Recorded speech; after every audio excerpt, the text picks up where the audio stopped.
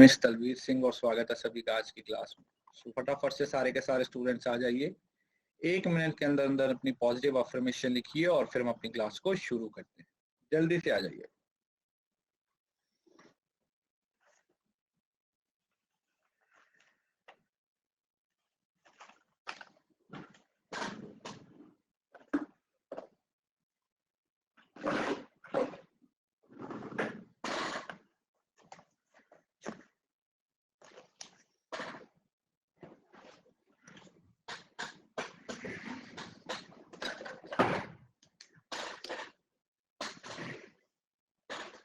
Good morning जी, good morning ma'am, बढ़िया, बताइए।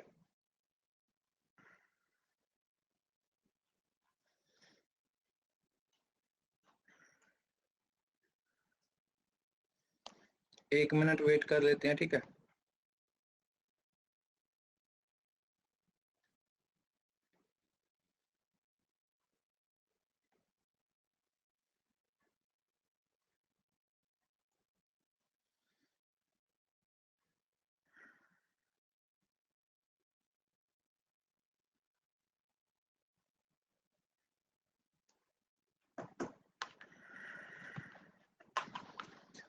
चलिए, एग्जाम कब होगा?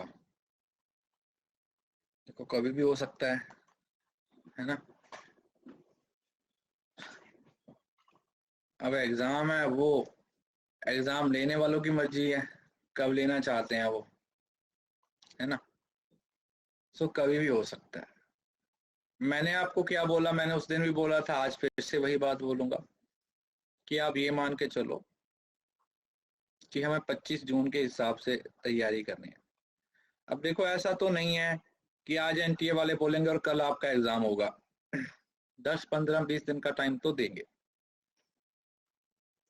मतलब अगर आज भी वो उनका नोटिस आता है ना, तो आज भी पॉसिबिलिटी है, अगर 5-6 जून को भी नोटिस निकालते हैं ना, तब भी पॉसिबिलिटी है कि 25 तक एग्जाम आपका हो सकता है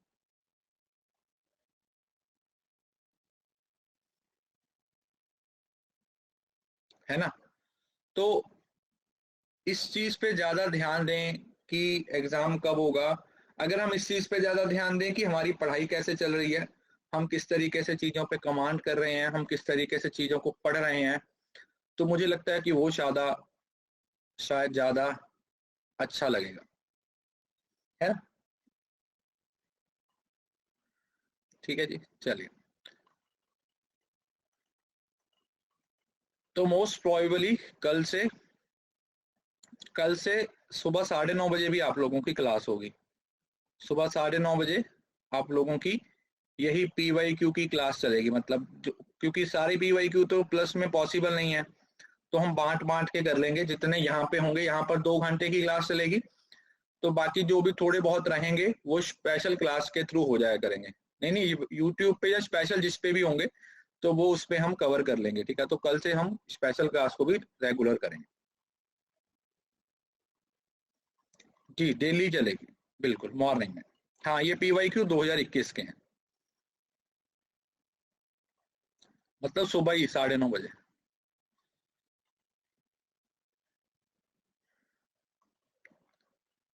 अरे ये प्लस कोर्स ही है, तो मैं आपको बता तो रहा हूँ। मैं आपको शेड्यूल समझा देता हूँ कि एक्चुअली में ये हमारा कोर्स कैसे चलने वाला है। आप लोगों के सामने सारे क्वेश्चंस आएंगे। आज की क्लास में जितने भी न्यू टॉपिक्स होंगे या जिसमें भी हमें डाउट होंगे, तो वो सारे टॉपिक्स डिटेल में जो हमारा चौथा डाउट सेशन होगा वहां पे डिस्कस होंगे, ठीक है जी। आज हम उनको डिस्कस करने की कोशिश करेंगे, आज हम समझने की कोशिश करेंगे कि क्या उस पर अप्रोच लग सकती थी या नहीं। तो 3 दिन तक हमारे पास काफी सारे टॉपिक्स इकट्ठा हो जाएंगे, है ना, टीचिंग के, रिसर्च के। और उसके बाद जो डाउट सेशन होगा उसमें एमसीक्यू डिस्कस नहीं करेंगे, सिर्फ उन कॉन्सेप्ट्स को डिस्कस करेंगे। इससे क्या होगा कि आपके कॉन्सेप्ट भी कवर होते जाएंगे, आपके पीवाईक्यू के भी कवर होते जाएंगे, तो आपका मतलब बहुत अच्छे तरीके से सारी चीजें कवर होती जाएंगी, ठीक है जी। चलिए, देखो, एक बात तो मान के चलो, कुछ ना कुछ चीजें तो हमेशा आउट ऑफ कॉन्टेक्स्ट आती हैं। अब आप, ऐसा नहीं है कि सर आपने ये सारा पढ़ा दिया तो क्या कुछ भी आउट ऑफ कॉन्टेक्स्ट नहीं आएगा, बिल्कुल आएगा। इस बार भी आएगा, इस बार भी हर पेपर में 2-3 क्वेश्चन आउट ऑफ कंटेक्स्ट आएंगे, ये हर बार का रूल है। हाँ 10% आप मान के चलो, 5 से 10% मान के चलो कि हमेशा आउट ऑफ कंटेक्स्ट हमेशा बाहर से आते हैं। उसका रीजन भी यही है, उसका रीजन भी यही है कि हर बार वो कुछ ना कुछ नया इंट्रोड्यूस करते हैं। क्या करते हैं? हर बार वो कुछ ना कुछ नया इंट्रोड्यूस करते हैं जिसके हिसाब से आपको अपनी प्रिपरेशन को करना होता है। ठीक है जी, चलिए। अरे यार अब शुरू कर लें, एक एक करके ही होगा ना सब कुछ, एक ही बार में सब कुछ कैसे पढ़ लोगे, है ना? चलिए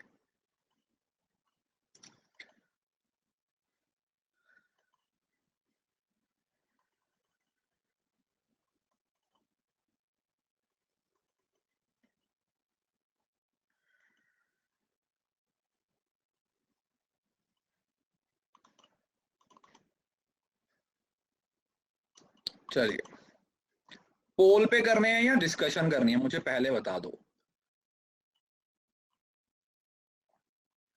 अगर पोल करना है तो पोल आपको बहुत छोटा मिलेगा, क्योंकि देखो क्वेश्चन बहुत सारे हैं, डिस्कशन काफी सारी होने वाली है, तो हम ज्यादा क्वेश्चन को डिस्कशन करना चाहते हैं। मतलब पोल दूंगा, पोल कम टाइम के लिए दूंगा, 15 सेकंड के लिए पोल मिलेगा, ठीक है? उसके बाद फिर हम डिस्कशन ही करेंगे, उसके साथ पोल भी हो जाएगा आप लोगों का, डिस्कशन भी हो जाएगी।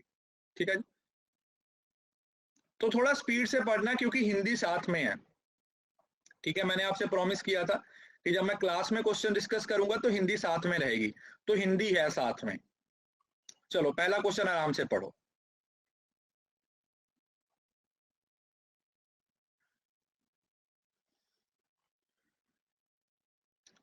आवाज तो मेरी सही होगी यार।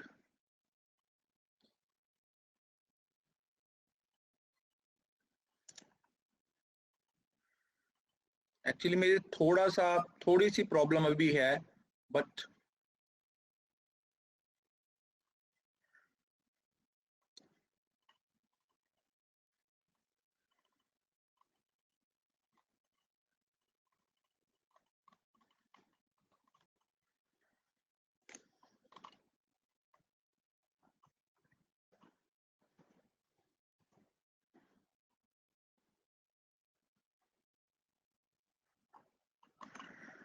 चलिए।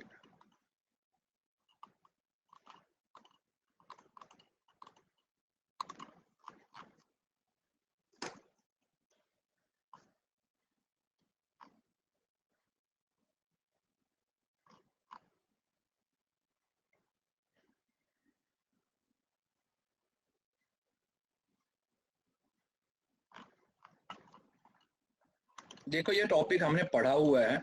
अब देखो यहाँ पे ना मैं एक लिस्ट भी बनाते जाऊंगा टॉपिक्स। तो सबसे पहला टॉपिक जो आपने काफी अच्छे से पढ़ना, देखो ये भी अब आपको समझ आएगा कि पीवाईक्यू का एनालिसिस कैसे करते हैं। अब पियाजे की थ्योरी है, कॉग्निटिव डेवलपमेंट थ्योरी।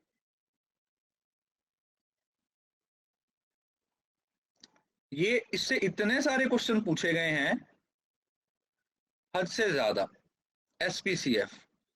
तो देखो पहली लाइन क्या लिखी हुई है? Ability to form and use symbols, word, gesture, science, images are accomplish in pre operational period, जो सेकंड स्टेज पे आता है। ठीक है, सेंसरी मोटर के बाद प्री ऑपरेशनल आ जाता है, और प्री ऑपरेशनल पे ही बच्चा ईगोसेंट्रिक हो जाता है। मतलब मैं अपनी चीज तुम्हें नहीं दूंगा, है ना, ये मेरा है। मतलब आपकी मम्मी जब आप छोटे थे या आपके घर में कोई छोटा बच्चा है, उसकी मम्मी किसी और बच्चे को अपनी गोद में उठा लेती है, तो बोलते हैं क्यों उठाया? तो वो जिद्दी जो होता है ना, वो जिद बोलते हो जिसको, ईगोसेंट्रिज्म, वो यहाँ पे आ जाती है। इस पॉइंट पे बच्चे बहुत ज्यादा जिद्दी हो जाते हैं। ठीक है जी, तो अब ये वाला भी आप लोगों ने साथ में लिखते जाना है भाई। इस बार मैं बहुत सिस्टमेटिक वे में पढ़ाने वाला हूँ। क्लास होने वाली है 2 घंटे की, 2 से कम नहीं होगी, 2 से ज्यादा हो सकती है। पेपर 1 और पेपर 2 दोनों की क्लासेस 2-2 घंटे की चलने वाली हैं, क्योंकि अब मुझे आप लोगों को ही पढ़ाना है और मेरे को कोई काम है नहीं। ठीक है, क्योंकि क्वेश्चन आप लोग भी पढ़ोगे बट मैं पढ़ाऊंगा, हम मिलकर डिस्कस करेंगे तो लंबे समय तक चीजें याद रहेंगी।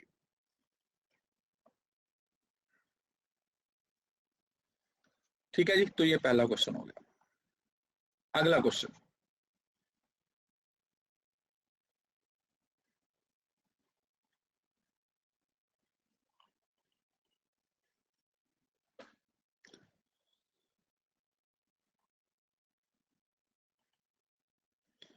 अरे बेटा पढ़ लो, दिसंबर ही, ये भी चीजें दिसंबर में काम आएंगी।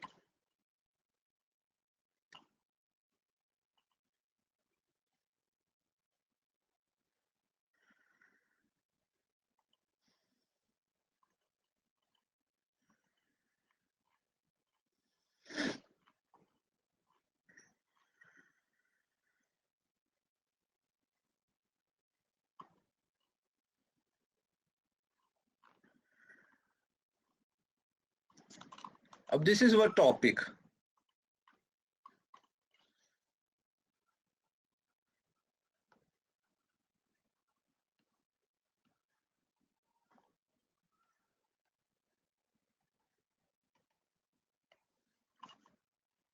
Barriers to communication. कैसे, देखो ध्यान से सुनो। पहला स्टेटमेंट क्या है, teacher should accept student as they are and with whatever cognitive level they have. मतलब मेरी क्लास में कोई भी बच्चा आता है, चाहे वो पहले दिन आ रहा है, चाहे वो पिछले 6 महीने से आ रहा है, तो उसका कॉग्निटिव लेवल जो भी होगा, उसका अंडरस्टैंडिंग जो भी होगा, वो जिस भी डोमेन में होगा, मैं उसको एज इट एज एक्सेप्ट नहीं करूँ, एक्सेप्ट कर लूंगा। मैं उसे ये नहीं बोलूंगा कि भाई तेरे को तो समझ नहीं आता, तू तो वीक स्टूडेंट है, समझ रहे हो ना, मैं उसको एज इट एज एक्सेप्ट करूंगा। Because moralising, being judgmental, exposing ignorance, अगर मैं इस तरीके से एक्सेप्ट नहीं करूंगा, अगर मैं इस तरीके से एक्सेप्ट नहीं करूंगा, तो ये जो चीजें डिस्क्रिमिनेट करती हैं, ये सक्सेसफुल कम्युनिकेशन के लिए क्या हो जाएंगी, बैरियर्स हो जाएंगी।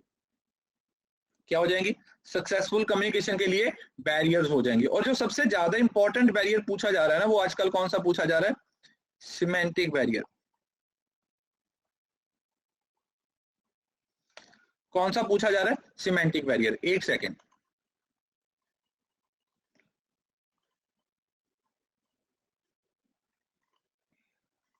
ये एक फोटो ऐड कर रहा हूं, काफी काम की फोटो है, मुझे अच्छी लगी थी तो मैंने रख ली थी।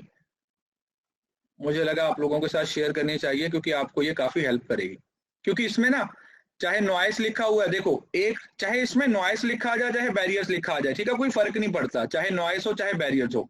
फिजिकल नॉइस कौन सी होती है, जो इन्वायरमेंट से रिलेटेड होती है। किससे, इन्वायरमेंट से रिलेटेड, ठीक है, जैसे रेजिंग साउंड हो गया, थंडरस्टॉर्म हो गया, बाहर से पी पी पू पू पा पा कुछ ऐसे बज रहा है ना, बार्किंग डॉग, कुत्ते भौंक रहे हैं, साउंड फ्रॉम फैंस, अब पंखे की आवाज आ रही है। और फिजियोलॉजिकल, फिजिकल मतलब आपकी बॉडी के साथ रिलेटेड, ठीक है, जैसे हेडेक, ठीक है, तीसरे दिन कुछ लोगों के सर में दर्द हो जाता है, ब्लाइंडनेस, स्टार्टिंग फास्ट और स्लो, हाई और low temperature in room. Then आता है साइकोलॉजिकल। साइकोलॉजिकल कौन से होते हैं, जो दिमाग में होते हैं, जो माइंड में होते हैं, belief, stereotype, behave, sensitive issues, religion, ethics. अब ये आता है आपका सिमेंटिक नॉइस। सिमेंटिक नॉइस इस वजह से इंपॉर्टेंट है क्योंकि इसमें ना जो मीनिंग होते हैं वो डिफरेंट आते हैं। टेक्निकल जैग्राउंड वर्ड्स आ जाते हैं, सिंथेटिकल बैरियर्स आ जाते हैं, मिस प्रोनाउंसिएशन आ जाती है, स्पेशल वर्ड्स आ जाते हैं। मतलब एक ही वर्ड के दो मतलब होते हैं, एक ही वर्ड के दो मतलब, ठीक है। ऑटोमेटिकली, ऑटोमेटिकली बोलते हो आप, ठीक है। दूर से देखा तो अंडे उबल रहे थे, पास जाके देखा तो गंजे उछल रहे थे, है ना। वो सारी चीजें इसका पार्ट बन जाती हैं, किसका, सिमेंटिक का। कि मतलब आपने कहा कुछ और, लेकिन उसका मीनिंग कुछ और पता चला सामने वाले को, तो वो। और कल्चरल नॉइस मतलब रॉन्ग एक्सप्लेनेशन, मीनिंग हमारे कल्चर में किसी चीज को अलग से, आपके कल्चर में अलग से, ठीक है। तो ये हो गया हमारा सही आंसर। अगला,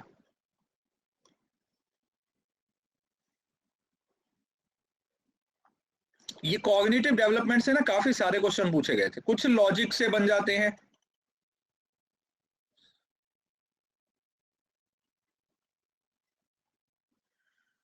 और कुछ थोड़ा दिमाग लगाना पड़ता है।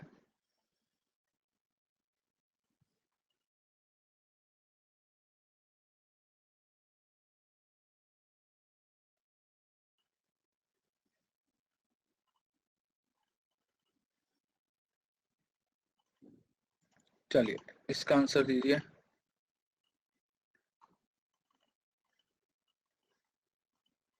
पॉइंट है इसमें बहुत इंपॉर्टेंट ये, मैच्योरिटी की बात हो रही है, मैच्योरेशन की। अब देखो यहाँ पर काफी सारे बच्चों ने गलत आंसर दिया, जबकि मैं हिंट देने लगा था उससे पहले ही आप लोगों ने आंसर दे दिया। मतलब जब आप मैच्योरिटी लेवल पे आ गए हो तो वहां पर तो टीचर्स का या पेरेंट्स का कोई रोल नहीं रहता ना।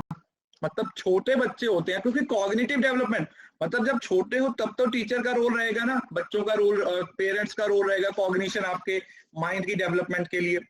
लेकिन जब आप मेच्योरिटी वाली स्टेज पे आ गए हो, मैचुरेशन वाली स्टेज पे आ गए हो, वहां पर इस तरीके का कोई schemes are an organise system of action and thoughts that allow us to mentally represent और think about the objects and event in the world. अब यहाँ पर क्या है, ये भी उसी चीज का स्कीमा गया। अब आपको याद आया ये भी क्वेश्चन किससे है बेटा? The question is same from this theory. पता है इस थ्योरी में क्या था? अकोमोडेशन, असाइमिलेशन, स्कीमा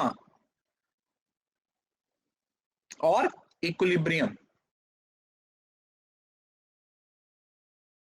समझ रहे हो ना? अब ये पता है सीन कहां पे लिखा है यार, इंग्लिश लिखनी आती है मेरे को।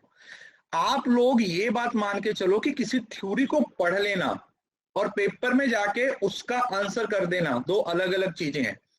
अब आपको जो पेपर में पूछा जाएगा, उसमें क्या चीज पूछी जाएगी? उसमें यह पूछा जाएगा कि उस थ्योरी की एप्लीकेशन कैसी है, उस थ्योरी को अप्लाई कैसे करना, वो चीज मैटर करती है, वो चीज मैटर करती है। ठीक है जी? तो देखो ये था स्कीम्स है, स्कीम नॉट सीन्स। ठीक है जी? क्लियर है? समझ आ गया? तो कॉग्निटिव डेवलपमेंट मतलब एक टीचिंग में कॉग्निटिव डेवलपमेंट आप जितना ज्यादा पढ़ लोगे ना बेटा, उतना आपके लिए कम है। इतने सारे क्वेश्चन पूछे गए हैं, इतने सारे क्वेश्चन पूछे गए हैं इस पर्टिकुलर टॉपिक से, हद से ज्यादा कॉग्निटिव डेवलपमेंट। चलो ये हो गया हमारा।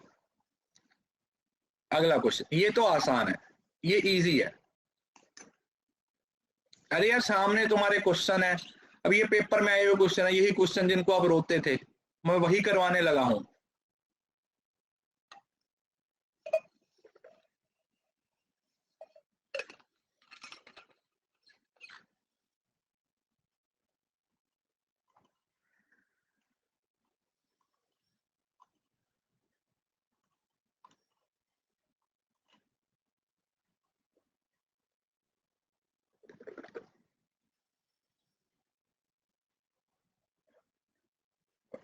पता नहीं यार कितने क्वेश्चन हो गए, तुम पढ़ो, जब अब पढ़ने आए हो तो पढ़ो यार, बाकी सारी चीजें छोड़ दो।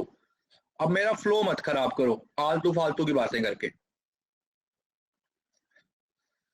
Which of the assessment methods provide feedback that is non-evaluative, occurs before or during instruction and guides as teacher to planning and improve instruction? तो ये क्या होगी?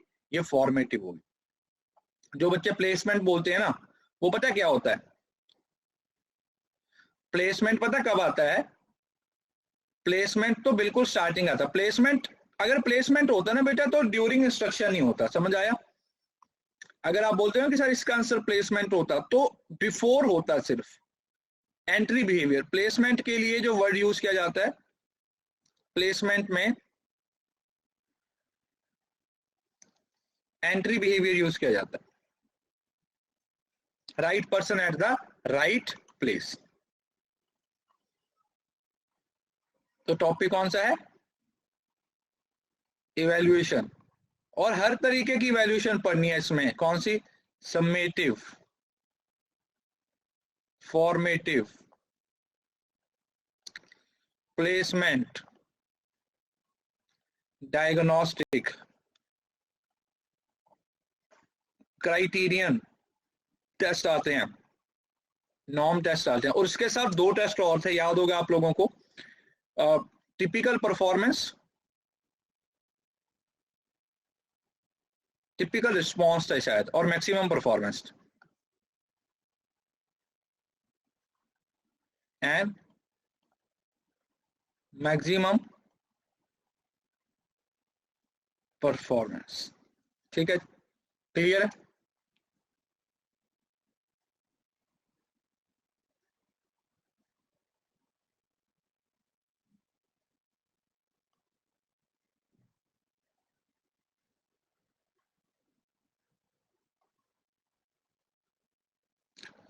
चलिए अब देखो, अभी तक 3 क्वेश्चन एक ही कंसेप्ट से आए हुए थे, अगर आप देखो ध्यान से।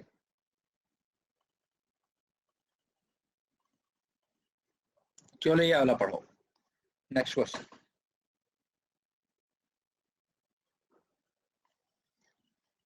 इसको पढ़िए और बनाइए।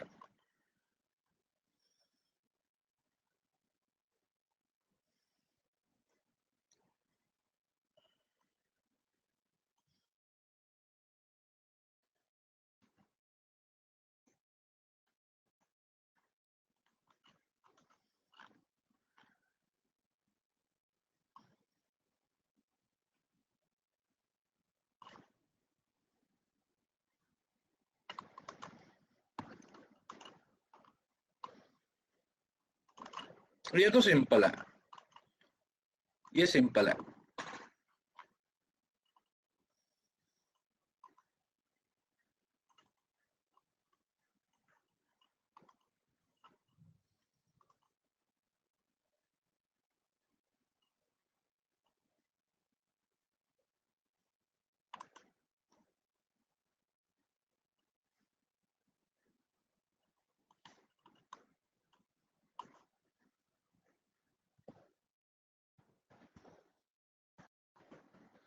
इसमें तो कुछ था नहीं क्वेश्चन में, ठीक है, इसको आप बड़े आराम से देख सकते थे। क्या था? Student do not form part of the media audience. गलत हो गया। Due to all previously digital technology student have become interactive media users. मतलब दोनों ही स्टेटमेंट गलत लिखी, मतलब ऑपोजिट लिखी हुई थी अगर आप ध्यान से पढ़ते हो तो। मतलब असर्शन में लिखा हुआ है कि वो फॉर्म नहीं होते, और रीजन में लिखा हुआ है कि वो फॉर्म होते हैं। तो इतना तो दिमाग चल जाना चाहिए था कि ये दोनों स्टेटमेंट एक दूसरे के ऑपोजिट हैं, है ना। इतनी बात तो क्लियर हो गई थी कि ये दोनों स्टेटमेंट्स एक दूसरे के ऑपोजिट है। तो अब मुझे एक बात बताइए, इस क्वेश्चन को पढ़ के बताइए, क्या ये किसी टॉपिक से है क्वेश्चन? क्या ये किसी टॉपिक से क्वेश्चन है? किसी पर्टिकुलर टॉपिक आप बोलोगे सर ये इस पर्टिकुलर टॉपिक से है? नहीं, ये कॉमन सेंस का टॉपिक है, ठीक है, ये लॉजिकल क्वेश्चन है। अब ये एक नया टॉपिक आया, जो मैं आपको डाउट क्लियरिंग सेशन में पढ़ाऊंगा। 4 टाइप्स ऑफ पेरेंटिंग। ये पहले कभी नहीं पढ़ाया गया था हमें, ना हमारे सिलेबस में था, बट इस बार ये पहली बार इंट्रोड्यूस हुआ है, तो हम इसको पढ़ेंगे। मतलब डाउट में क्लियर डिटेल में पढ़ाऊंगा, लेकिन अभी यहां पर इसका आंसर आपको समझाऊंगा।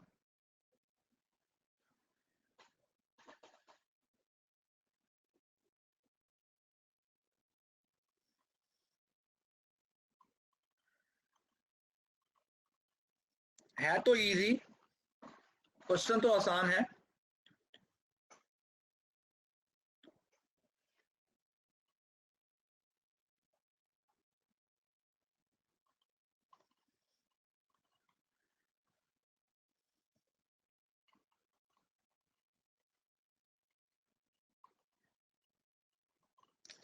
ये देखो ऐसे होता है, देखो जो अथॉरिटेटिव है ना वो ज्यादा खतरनाक है, और जो अथॉरिटेरियन है वो उससे थोड़ा मतलब लेवल है।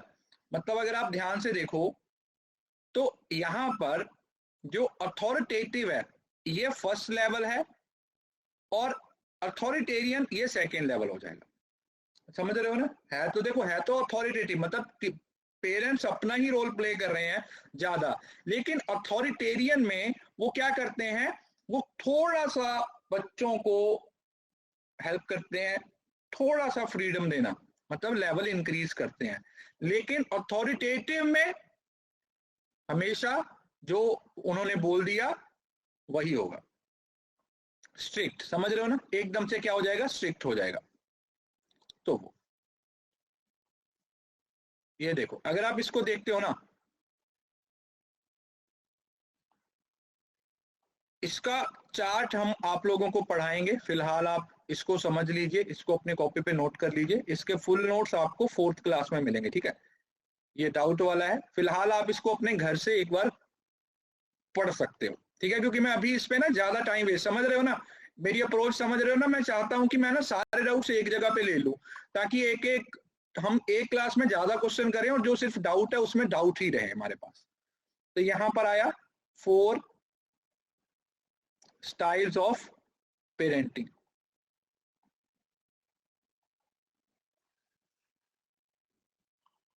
ठीक है जी।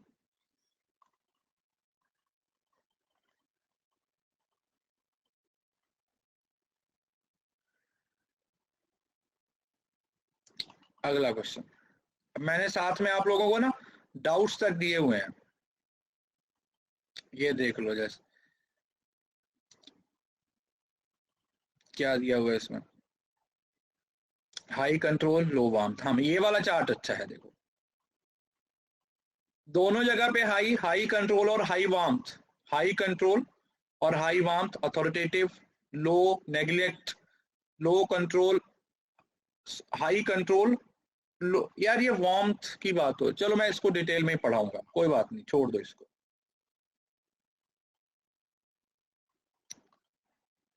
अथॉरिटेरियन, क्योंकि लो वार्मथ की बात हो रही है ना, पढ़ाएंगे, कोई बात नहीं, लोड मत लो, हो जाएगा।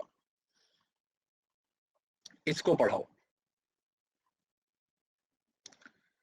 किस सोच से रखा, ये तो एनटीए को पता होगा। हमारे लिए क्या इंपॉर्टेंट है कि अगली बार हम इसको पढ़ के जाए, है ना। ये होम साइंस का टॉपिक है क्या? कुछ बच्चे बोल रहे हैं, मुझे थोड़ी हेल्प हो जाएगी इस टॉपिक को पढ़ने में।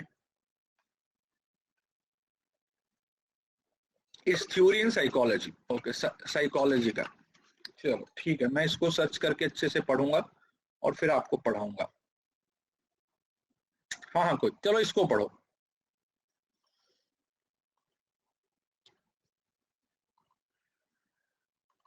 ये तो आसान है।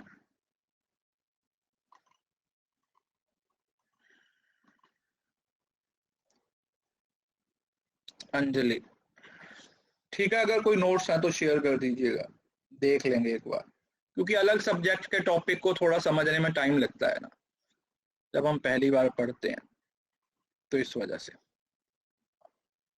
ये तो सिंपल सा बेटा, इसमें तो हिंट था, फ्लेक्सिबिलिटी और वेरिएबिलिटी प्रेजेंटेशन की। तो ये क्वेश्चन है बेसिकली, पता है किससे है ये क्वेश्चन? पता है कौन सा है? की बिहेवियर और हेल्पिंग बिहेवियर से।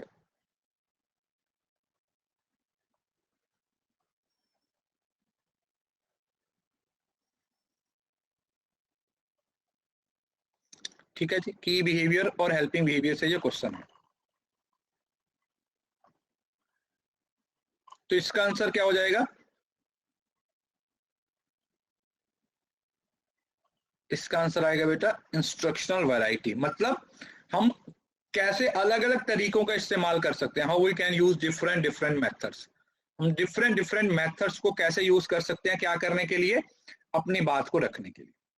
ये सारे टीचिंग एप्टीट्यूड बेटा, यूनिट का नाम तो लिखा हुआ है टीचिंग एप्टीट्यूड। चलो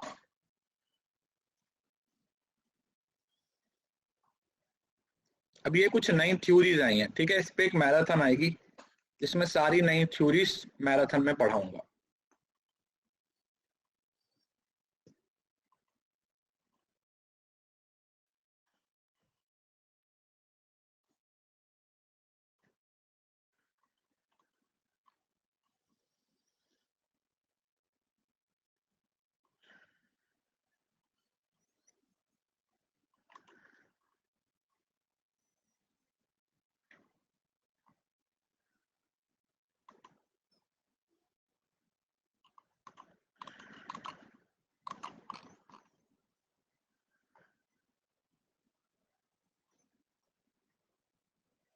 ये तो लॉजिकल से भी बन जाता है, ये लॉजिक से भी बन जाएगा बेटा।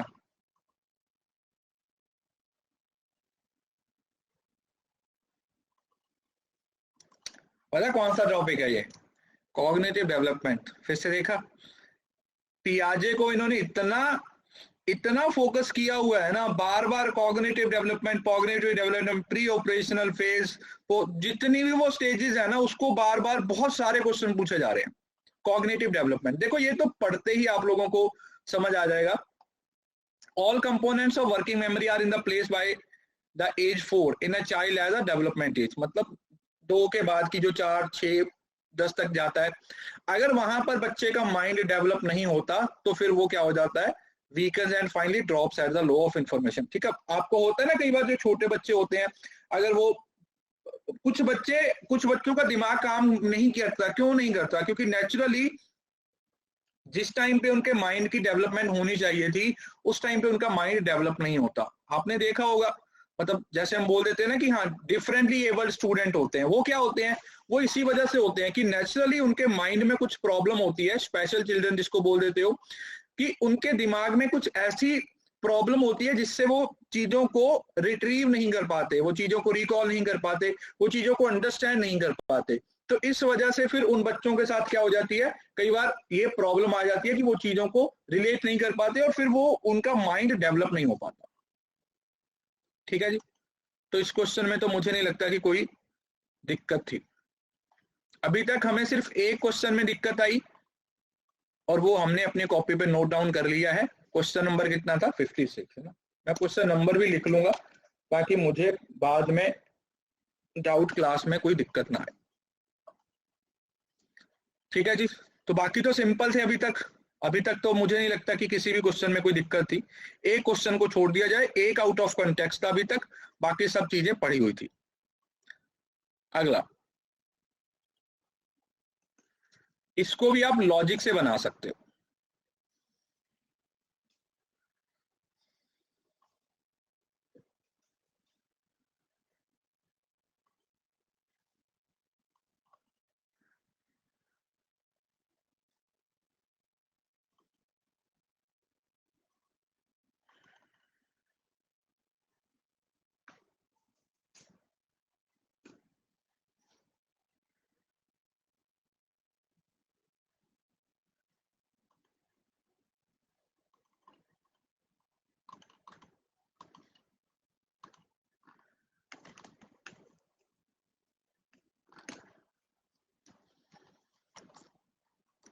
ज्यादातर बच्चों का सही आया।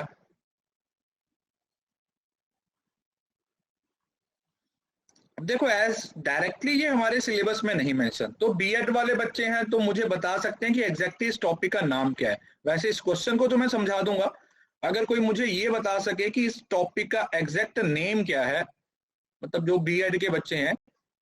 मेमोरी, टाइप्स ऑफ मेमोरी, चलो ठीक है, ये भी मैं ऐड करूंगा, बट फिलहाल ये वाला यहाँ पे मैं आपको जरूर समझा देता हूँ। साइकोलॉजी का देखो, कॉन्शियस का मतलब जब आप एकदम से सचेत हो, तो सचेत मतलब स्पष्ट, explicit. B1 unconscious, implicit, internal. C2 motor, मतलब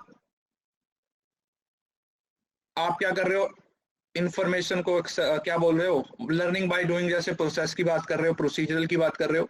और ओन एक्सपीरियंस, एपिस्टोमिक, एपिसोडिक मेमोरी, प्रासंगिक स्मृति, ओन एक्सपीरियंस। ठीक है, तो ये मेमोरी की टाइप्स है। फिलहाल देखो, अगर आपने ये टॉपिक नहीं भी पढ़ा था, still you you can solve this question. Are you getting the point? अगर आपने ये क्वेश्चन नहीं भी पढ़ा था फिर भी आप लॉजिकली बना सकते थे, बट फिर भी इस क्वेश्चन को मैं डिस्कस करूंगा, ये सारी टाइप्स आपको डिटेल में पढ़ाऊंगा, और इसके अलावा भी अगर कुछ टाइप्स होंगी तो हम इसको पढ़ेंगे। वैसे मुझे यहाँ तक याद आ रहा है, ये हमने ये कहीं ना कहीं मुझे लगता है यार वहां पे रिलेट कर रहा है, ये प्रोसीजरल नॉलेज। नहीं, वो तो प्रोसीजरल नॉलेज था जो पियाजे की नहीं, पियाजे आ गया, ब्लूम्स की टेक्सोनॉमी में आया था। ब्लूम्स की टेक्सोनॉमी में वो प्रोसीजरल नॉलेज से रिलेट करता था। चलो कोई बात नहीं, हम इसको पढ़ेंगे। फिलहाल ये मैं आउट ऑफ कॉन्टेक्स्ट नहीं बोल सकता, इस क्वेश्चन को हम आउट ऑफ कॉन्टेक्स्ट नहीं बोल सकते। क्यों? क्योंकि इसमें तीन चीजें तो आप आती थी, सिर्फ अगर आप एपिसोडिक मेमोरी को छोड़ देते, तीन चीजों को आप लॉजिकली बना सकते थे। ठीक है जी, हाँ बहुत अच्छा। अब ये तो पढ़ पढ़ के पागल हो गए होंगे आप, कॉग्निटिव डोमेन, साइकोमोटर डोमेन, ये तो इतना रटवा दिया मैंने आप लोगों को, हद से ज्यादा।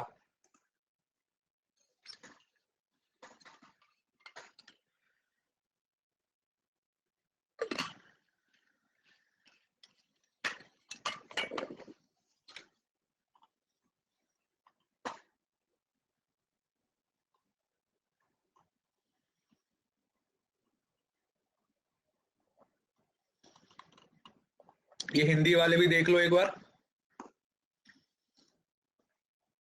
और इसके बाद हम पोल देते हैं इसका।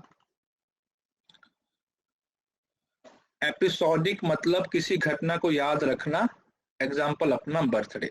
ओके, एपिसोडिक, एपिसोडिक ओके जी, मतलब साइकोलॉजी का टॉपिक है ना, एपिसोड की तरह। ओके ओके, समझ गया। हाँ, ऐसे याद रखा जा सकता है, रिमेम्बरिंग एन एपिसोड। सही है, ये सही है। आप भी बहुत अच्छे टीचर बनने वाले हो जिस तरीके से आप एक्सप्लेन करते हो ना, क्योंकि मैंने तो आपको पहले बोला कि यहाँ पर मैं भी आपसे सीखने आता हूँ, क्योंकि इतने सारे सब्जेक्ट से क्वेश्चन आते हैं कि सब कुछ हमें भी आए ये जरूरी नहीं है, और मैं तो कभी कहता भी नहीं कि मेरे को सब कुछ आता है भाई। तो ये तो सिंपल है बेटा, इसमें तो कुछ था नहीं। इवेल्युएट करते हो, कॉम्प्रिहेंशन करते हो, और नॉलेज, प्रिसीशन और वैल्यू। ये किसके ना, प्रिसाइज और वैल्यू, पता है कौन सा है? ये आपका अफेक्टिव डोमेन का पार्ट 1 है। अब ये ब्लूम्स के डोमेन है। डोमेन, प्लीज आप टॉपिक नोट करते जाइए, मैं अभी आपको बताता रहता हूँ। जितने भी अभी तक टॉपिक आए हैं वह मैंने आपको नाम बता दिए हैं सबके, तो इसको आप अपनी कॉपी पे नोट डाउन कर लीजिए। सॉरी, वैल्यूइंग अफेक्टिव में आता है, प्रिसाइज साइकोमोटर में आता है। तो ये इसका है ना, आपको क्लास में एक ऐसे वाला चार्ट दिया था, अगर आप लोगों को याद होगा, सभी के प्रोसेस को एक ही पेज पे लिखा हुआ था, ये 6 स्टेप्स इसके, ये 5 इसके, ये 5 इसके, अगर आपको याद हो तो। और उसके कुछ निमोनिक्स भी आप लोगों को बताए थे, तो उम्मीद करता हूं वो आप लोगों को याद होगा। अब ये इस तरीके के क्वेश्चन किसी किताब में नहीं होते, किसी जगह पे नहीं होते, ये सिर्फ कॉमन सेंस वाले क्वेश्चन होते हैं। Test constructor, how should a teacher proceed. Test बनाने लगा है तो वो कैसे बनाएगा। अब ऑप्शंस के थ्रू जाना है आप लोगों ने।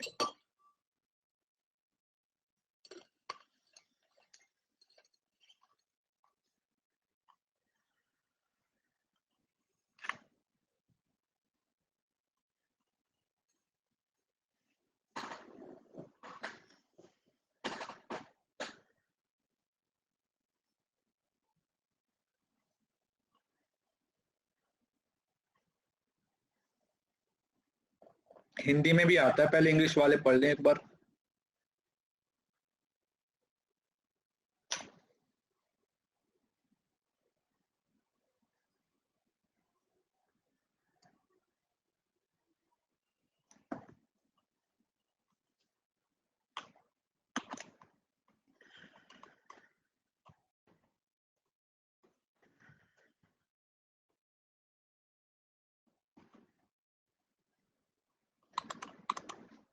ये लो, हिंदी में देख लीजिए।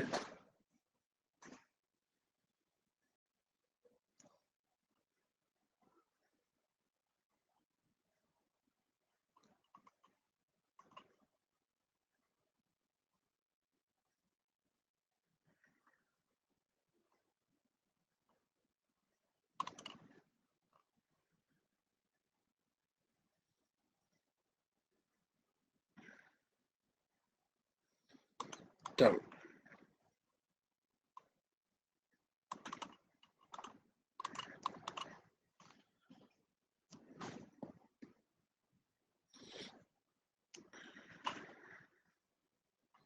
ज्यादातर बच्चों का सही आया वैसे, मतलब एक ही ऑप्शन से वैसे तो बन जाना चाहिए था। तो सबसे पहले आप क्या करोगे? Prepare a table of specification, list the major course unit. मतलब देखो, जब तक आप कोर्स को स्पेसिफाई नहीं करोगे बेटा, तब तक आप उसके ऑब्जेक्टिव को स्पेसिफाई नहीं करोगे। तो इसका मतलब डी पहले आएगा, ए बाद में आएगा। या तो ये हो सकता है, ये देखो ये तो डिलीट हो गया, ये भी डिलीट हो गया, अब ये रह गया, क्योंकि डी पहले आएगा, ए उसके बाद आएगा। तो उसके बाद देखो ये बी, क्या बी से शुरू करेंगे लिस्ट द मेजर कोर्स? नहीं, किसी भी तरीके से नहीं। तो ये सॉरी, डी बी ई सी ए, इस तरीके से। समझ रहे हो ना, मतलब समझ रहे हो ना, मतलब एक यूनिट है, अगर वो यूनिट ही स्पेसिफाई नहीं है तो उसके ऑब्जेक्टिव कैसे स्पेसिफाई करोगे बताइए। मतलब मैं चाहता हूं कि हमारे पास 10 सब्जेक्ट हैं, तो मैं जब तक सब्जेक्ट स्पेसिफाई नहीं करूंगा तब तक फिर मैं उसके ऑब्जेक्टिव तक कैसे पहुंचूंगा बताओ। 10 में से मुझे किसी सब्जेक्ट पे टेस्ट बनाना है, तो पहले तो मैं सब्जेक्ट ही डिसाइड करूंगा ना कि भाई ये सब्जेक्ट है या ये मेरा टॉपिक है, इस टॉपिक पे मुझे काम करना है। अगर मैं उस टॉपिक पे काम करूंगा तभी मुझे पता चलेगा, है ना। जैसे अगर आप आज मैं रैंडमली कुछ भी ले आता नहीं, मुझे पता है कि 2 क्लासेस है वो मेरी टीचिंग की चलने वाली हैं, 2 क्लासेस में हम टीचिंग के ज्यादा से ज्यादा क्वेश्चन करने वाले हैं, तो वो कैसे करेंगे, वो तभी होगा जब मैंने पहले डिसाइड किया कि मैं आज टीचिंग पढ़ाने वाला हूं, है ना, इस वजह से। चलिए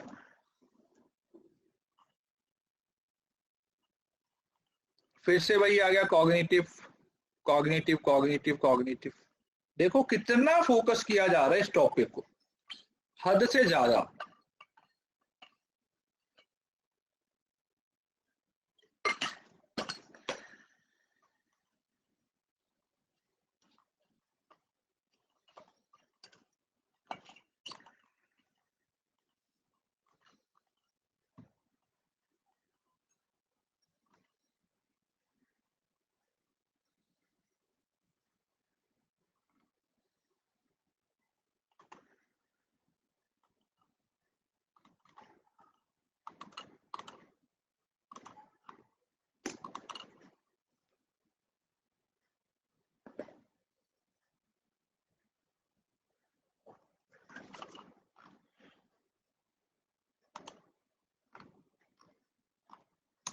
अब देखिए इसकी ना सेकेंड स्टेटमेंट को लेके काफी सारे स्टूडेंट्स को कंफ्यूजन था। यहां पर ना गोल डायरेक्टेड एक्शंस की बात हो रही है और बिहेवियर की बात नहीं हो रही। एक्शन का मतलब एक्ट तो करना शुरू कर ही देता है ना।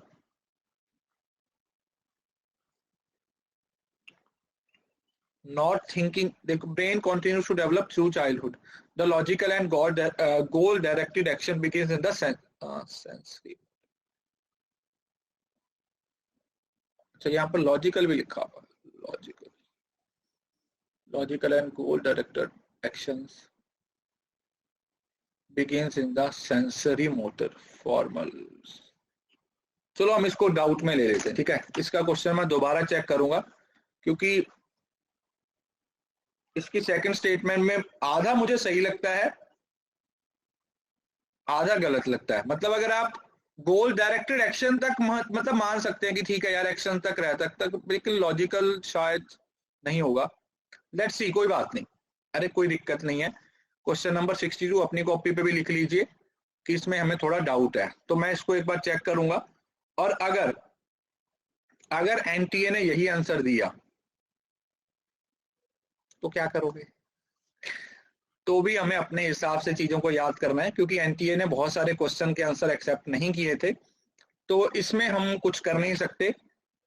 तो इसका मतलब वो पागल है, इसका मतलब वो पागल है, हम तो ठीक है, ठीक है।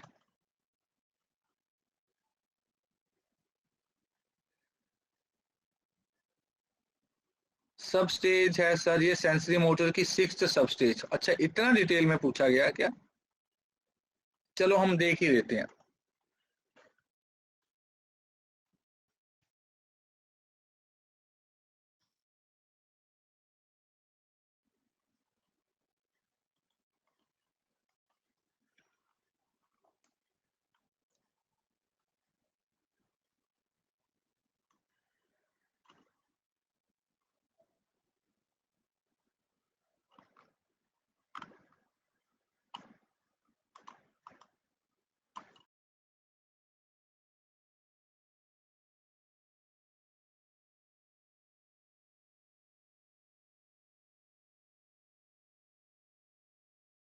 इनको पूछो यार 4 स्टेजेस बहुत है, उसके अंदर और स्टेजेस घुसाने की क्या जरूरत है? मतलब हमारा टीचिंग का पेपर ले रहे हो या साइकोलॉजी का ले रहे हो?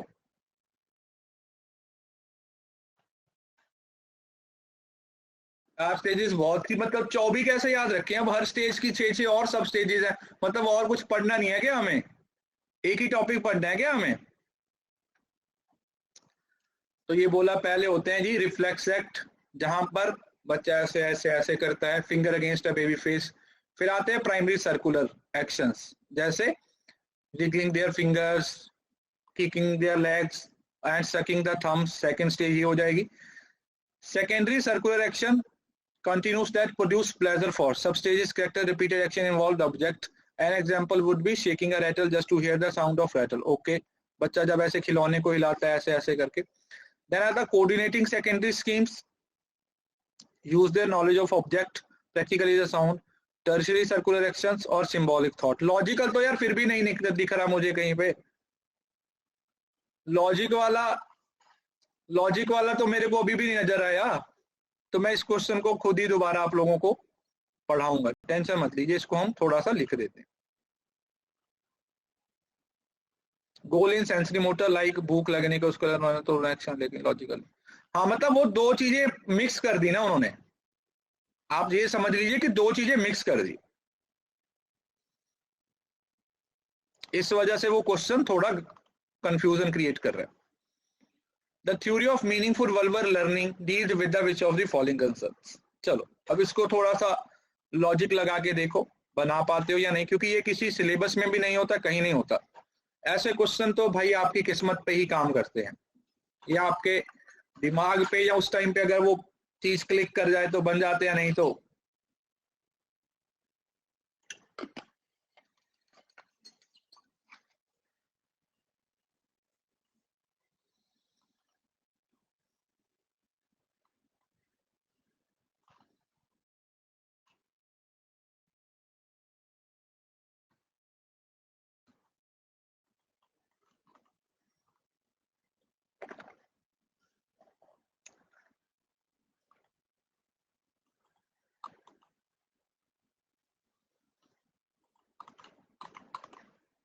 ये एक एडवांस ऑर्गेनाइजर मॉडल है।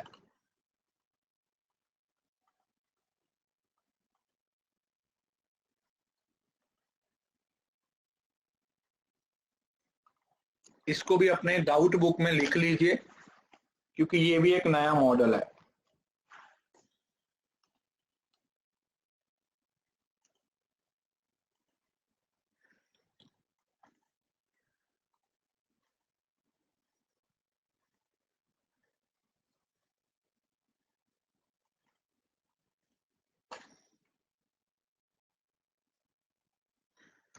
अब देखो जो चीजें सिलेबस में, अब देखो आगे के लिए हम इन चीजों को पढ़ सकते हैं, लेकिन आपके पेपर में जो चीजें आउट ऑफ कॉन्टेक्स्ट आएंगी उसमें तो हम भी कुछ नहीं कर सकते ना। अब ये तो समझने की कोशिश करो ना बेटा। इस तरीके के क्वेश्चन में हम भी क्या करें, टीचर भी क्या करें, जब उन्होंने ये चीजें मेंशन ही नहीं की गई। साइकोलॉजी का कहीं से कोई भी टॉपिक उठा के पेपर 1 में पूछ रहे हैं, है ना। तो इस वजह से ये चीजें थोड़ा सा ये, हाँ, how knowledge is organised, theory of meaningful verbal learning. Okay चलो थोड़ा लॉजिक लगा के देखते हैं। ये टॉपिक है आपका एडवांस ऑर्गेनाइजर मॉडल। लिख देता हूं ताकि आपको पढ़ने में कोई दिक्कत ना आए, आप खुद से ढूंढ सको। Advance organiser model given by, क्या नाम है इस बंदे का, ऑसुबेल, डेविड ऑसुबेल।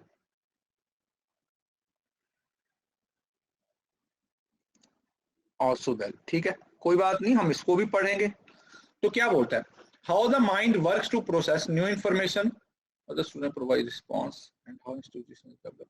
अब देखो यार, ई तो मुझे नहीं लगता कि किसी भी तरीके से, मतलब अगर आप थोड़ा सा लॉजिक लगाओ, मतलब अगर मैंने ये टॉपिक पढ़ा ही नहीं है, अगर मैंने टॉपिक पढ़ा भी नहीं है फिर भी मैं केस को लगा सकता हूं, तो मैं पहले ई को एलिमिनेट करूंगा, क्योंकि यहां पर ना वर्बल लर्निंग की बात हो रही है, तो यहाँ पर तो कुछ लैंग्वेज का कनेक्शन ही नहीं है। तो अगर मैंने अब देखो ए और बी मेरे को पता है कन्फर्म है, मेरे सामने कंफ्यूजन रहेगी सी और डी की।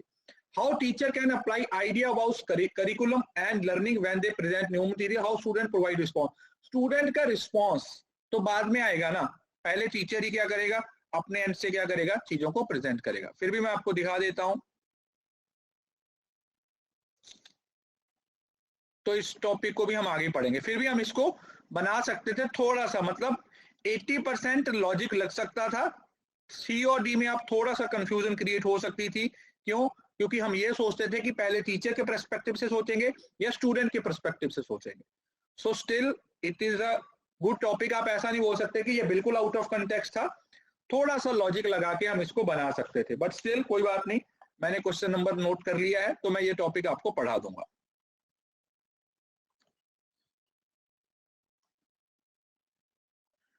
ये तो मुझे नहीं लगता कि इसमें आपको कोई ज्यादा कंफ्यूजन होने वाली है, ये तो सिंपल सा ही है।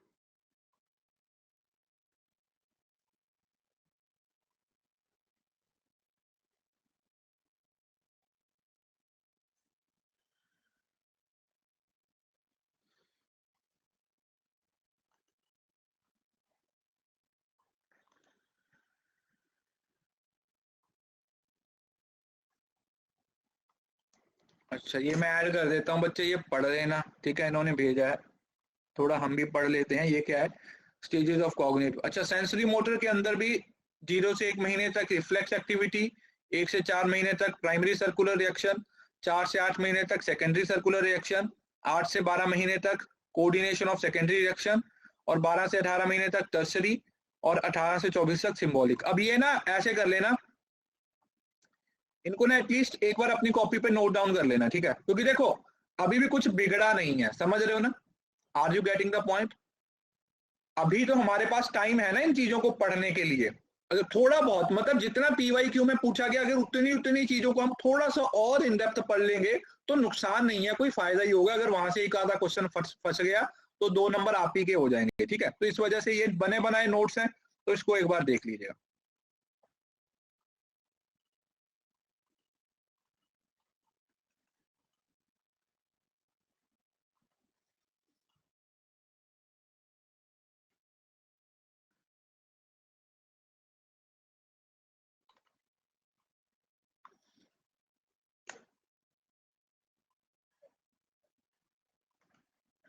तो ये लॉजिक से बन जाना चाहिए था बेटा।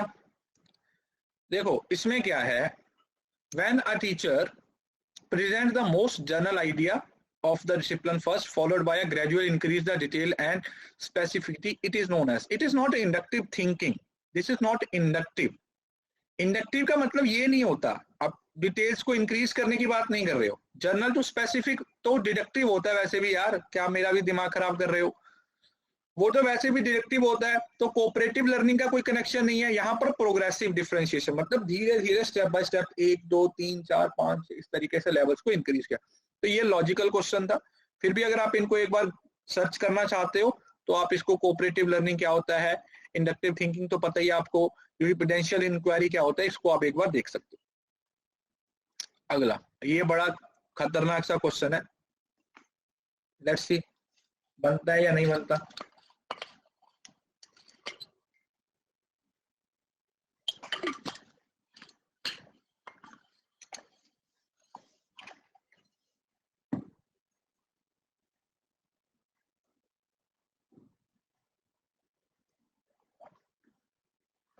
ये पहले वाला ही मॉडल है, हाँ वही है। देखो 2 क्वेश्चन आ गए भाई साहब ने, ऐसा बोल का मॉडल मतलब ऐसा वैसा बोल। चलो बनेगा तो भी ठीक है, अगर नहीं बनेगा तो भी कोई दिक्कत नहीं है, लॉजिक लगाने की कोशिश करो। Design to strengthen students cognitive structure their knowledge on a particular subject any given time, how well, okay. Cognitive structure has nothing to do with what kind of knowledge is filled in the mind and how much. बन जाना चाहिए, बन जाना चाहिए, है ना? Simple है, पढ़ के ही बन जाना चाहिए, सिंपल है।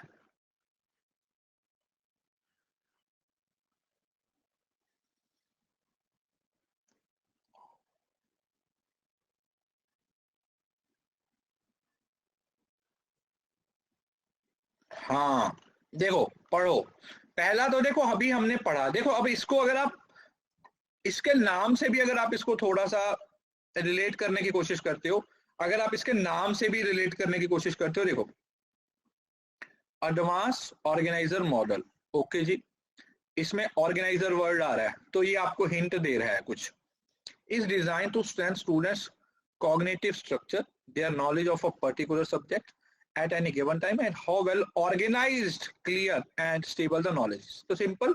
दूसरा, cognitive structure has nothing to do with what kind of, अच्छा कुछ भी पढ़ा दोगे क्या? मतलब क्या कुछ भी पढ़ा दोगे क्या? कुछ भी पढ़ा दोगे क्या? नहीं, नॉलेज तो जो चीज, अब आप लोगों को हम क्लास में जो पढ़ा रहे हैं वो आपके डोमेन के हिसाब से ही है ना। अब आपको यूपीएससी की तैयारी थोड़ी करा रहे हैं, अब वो लोग सर नॉलेज तो मिल ही रही है, कुछ भी पढ़ा दो, तो नॉलेज तो मिल जाएगी बेटा, नौकरी नहीं मिलेगी। वैसे भी यूपीएससी पढ़ा दिया तो उससे भी बुरा हाल है, क्योंकि यूपीएससी वालों का कल आपको पता ही है क्या हाल हुआ। तो इस वजह से जो नॉलेज आपके मतलब की है आप तक वही आनी चाहिए, और उसके बाद आगे तो अलग ही कंसर्न हो गया।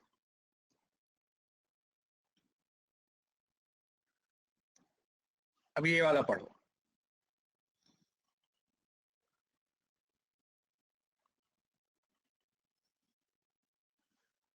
अब ये भी एक नया मॉडल है, कुछ कुछ शिफ्ट में तो इन्होंने काफी मॉडल पूछ लिया।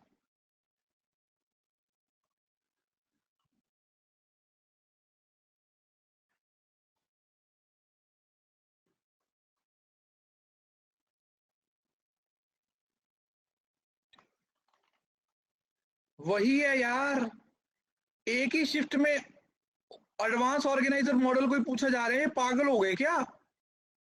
एओएम मॉडल मतलब कितनी बार आएगा भाई, तू 4 बार आ चुका अभी तक।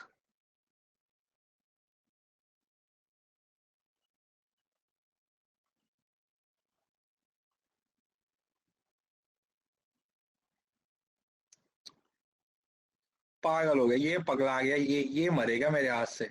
ये जिंदा या मर गया ये बनाने वाला?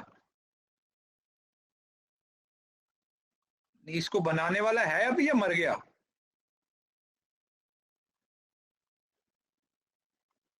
तो ये एडवांस ऑर्गेनाइजर मॉडल है।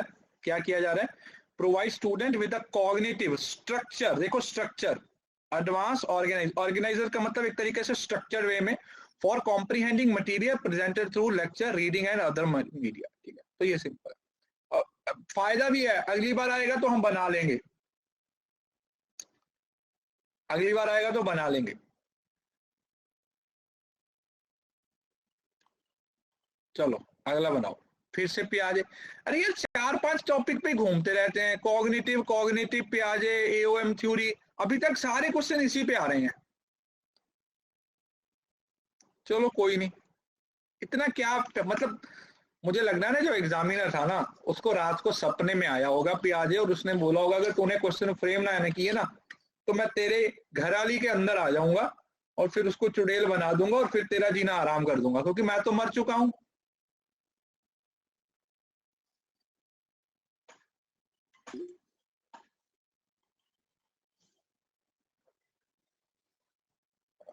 वो बंदे ने बोला होगा कोई बात नहीं,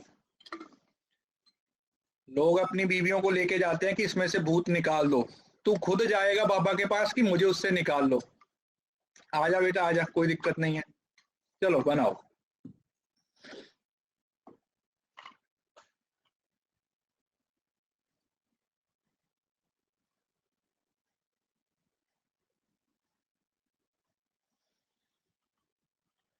पढ़िए इसको। एज पर पियाजे stage of the child learns a language and beginning to use symbol of during pre operational stage. Please मैं आप लोगों को बता रहा हूं बेटा, प्लीज इस थ्योरी को ना एकदम से खा जाना, एकदम से रट्टा मार के चले जाना, मतलब कुछ भी मिस नहीं होना चाहिए, मैं फिर से बता रहा हूं, क्योंकि इस थ्योरी को बहुत ज्यादा फोकस किया गया है, मतलब एकदम से ना घोल के पी जाना। As per cognitive the child learns to reflect sensory motor in the formal operation stage, तो मुझे लगता है बन जाना चाहिए, क्योंकि इसमें एक स्टेटमेंट सही है और एक स्टेटमेंट गलत है। अब कौन सी सही है कौन सी गलत है ये तो मैं नहीं बताऊंगा।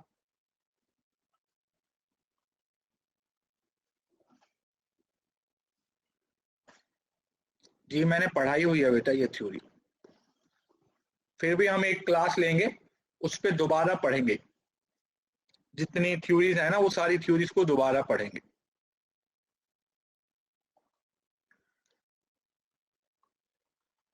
और इसके साथ वो एक और आता है जिसकी बकरी उड़ गई थी आसमान में, वाई गॉड स्काई, है ना। आगे वो भी पढ़ के जाना, मैं बता रहा हूँ। वो जो वाइगॉट्स्काई की थ्योरी है ना, वो स्कैफोल्डिंग, ZPD, उसको भी अच्छे से पढ़ के जाना, उसको भी अच्छे से पढ़ के जाना। ZPD क्या होता है, स्कैफोल्डिंग क्या होता है। तो देखो यार, ये तो सिंपल था बेटा।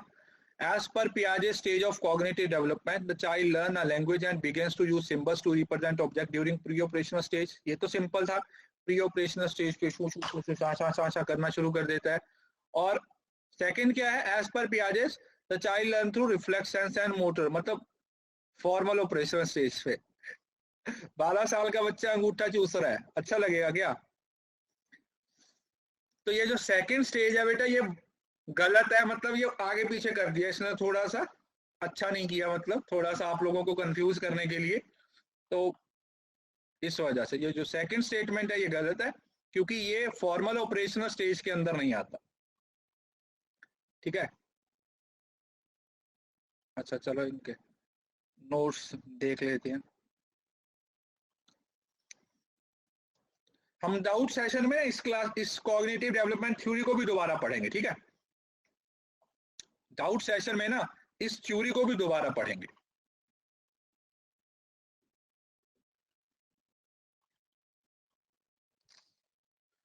Formal, ideas, reasoning, abstract, concrete, logical. हाँ, कंक्रीट में लॉजिकल आ जाएगा, सेंसरी मोटर में सेंस लगाता है। चलो ठीक है, कोई बात नहीं, बढ़िया। अरे लीडर बोर्ड एंड में दिखा देंगे यार,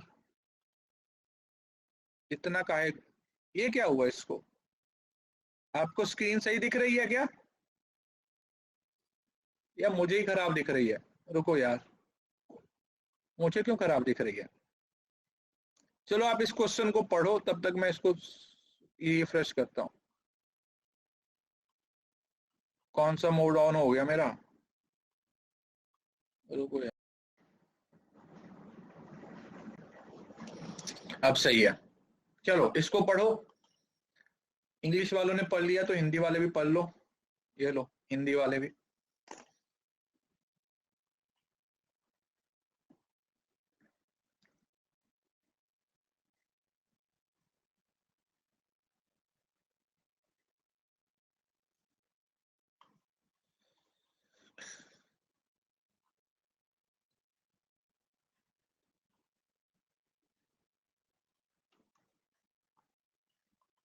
लीजिए, आंसर करो।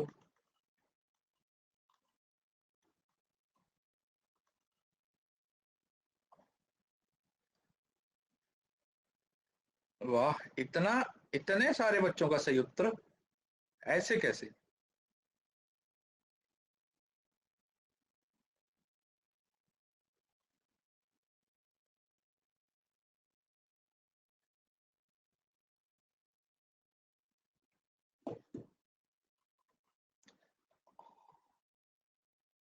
PYQ कर रखे हैं, अच्छा मेरी दया।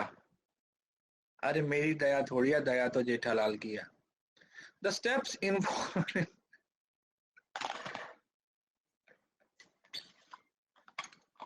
थोड़ा ज्यादा हो गया, पता नहीं कैसे हो गया, बट चलो कोई बात नहीं, हो जाता है कभी कभी।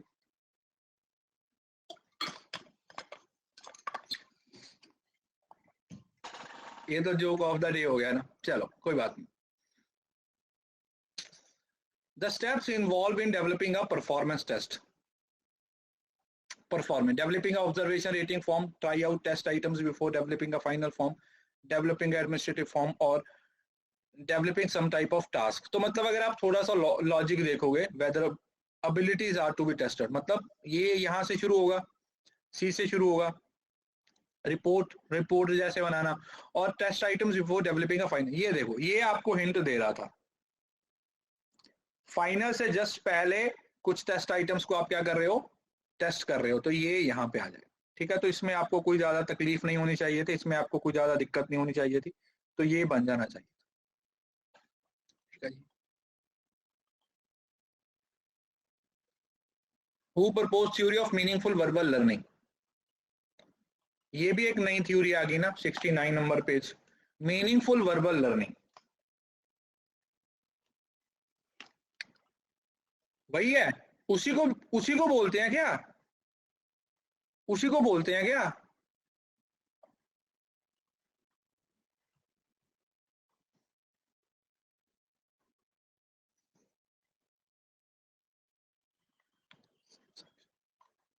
अच्छा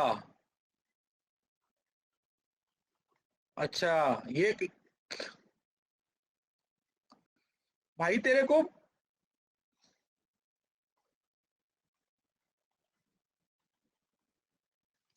चलो लगा दो यार, क्या ही कर सकते हैं, जिसने भी दी है। भाई तेरे से बिजनेस नहीं होगा तो नौकरी कर ले, है ना, हम उसको यही बोलेंगे। जिसने भी ये क्वेश्चन फ्रेम किए हैं, मतलब क्या उसके सामने एक ही किताब पड़ी हुई थी, हर क्वेश्चन उसी से बना रहा है। ईसा बिगोल से पता नहीं क्या, कौन सा बोल, पता नहीं क्या नाम है यार, आंसू पोल क्या था, मतलब पियाजे और ये इस बिगोल के घोल को ऐसा पकड़ा हुआ है इन्होंने, मतलब छोड़ ही नहीं रहे। तो यही है बेटा मीनिंगफुल वर्बल लर्निंग भी इसी को बोलते हैं। एडवांस ऑर्गेनाइजर मॉडल भी इसी को बोलते हैं। ठीक है, तो इसको हमने अच्छे से पढ़ना, ये तो कुछ ज्यादा ही थोड़ा है ना, वो बोलते ना, इस बगोल के घोल में 2 बूंदे नींबू की डाल के पी जाना, तो ये वही, अब इसको भी घोल के पी जाना। चलो दिसंबर तक पहुंच गए हम। चलो, इस तरीके के क्वेश्चन मुझे अच्छे लगते हैं।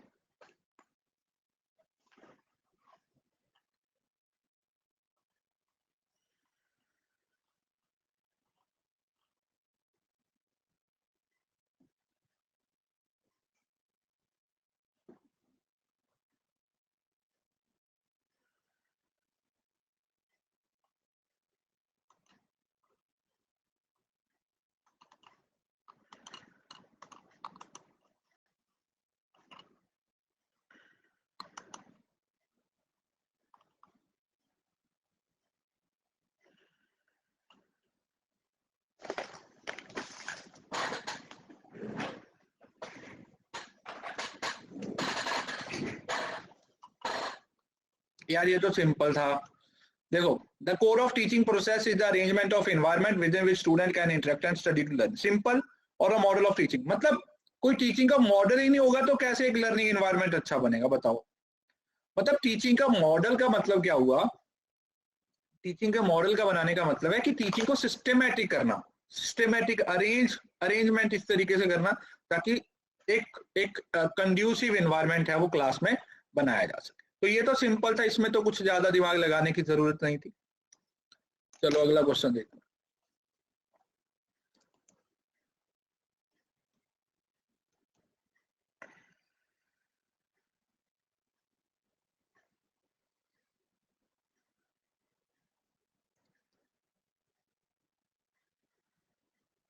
ये आपका थोड़ा सा हिंट दे रहा है आप लोगों को, ये क्वेश्चन आपको थोड़ा सा हिंट दे रहा है।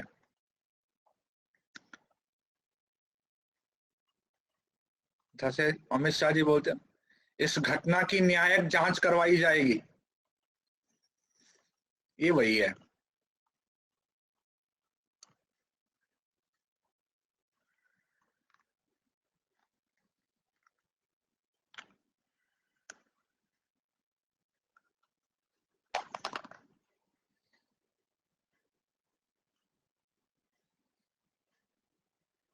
तो ये सिंपल था बेटा, इसमें कुछ था नहीं क्वेश्चन में।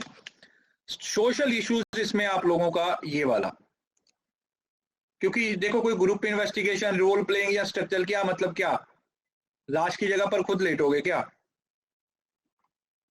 क्या मतलब, रोल प्लेइंग में क्या, किसी का मर्डर हो रखा है तो क्या उसकी जगह पर खुद लेट के देखोगे कैसे मरा था? नहीं ना। तो रोल प्लेइंग तो किसी भी तरीके से कुछ बन ही नहीं रहा यहाँ पे। और स्ट्रक्चर्ड इंक्वायरी से ये वाली आपकी न्यायिक हिरासत, न्यायिक इंक्वायरी ज्यादा सही लग रही है। ठीक है जी।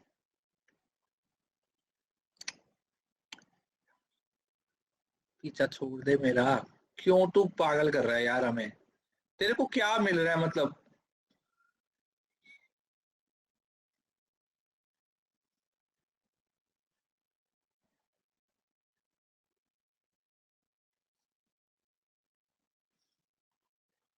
है तो इजी, चलो कम से कम कंफ्यूज ना करे, नंबर 2 दे जाए बस।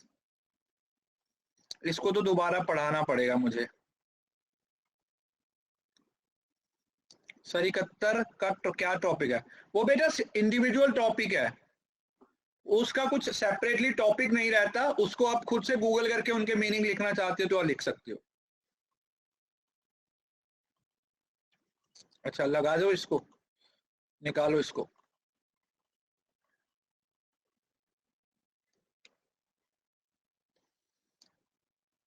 वैसे तो ऐसी फटाफटी बन जाएगा ये तो, फटाफटी से बन जाएगा फटाफटी। फटाफटी कैसे बन जाएगा? ए को 3 से मिला दो, सेंसरी मोटर, तो ये हो गया। बी को 4 से, pre operational, time to start talking to about 7 years old। C1 concrete है, ग्रे टू अर्ली अडोलसेंट, मतलब अडोलसेंट से पहले की बात हो रही है। और फॉर्मल ऑपरेशनल अडोलसेंट, पहले तो ये 12 साल के बच्चे को बोला था बेटा अंगूठा चूसो।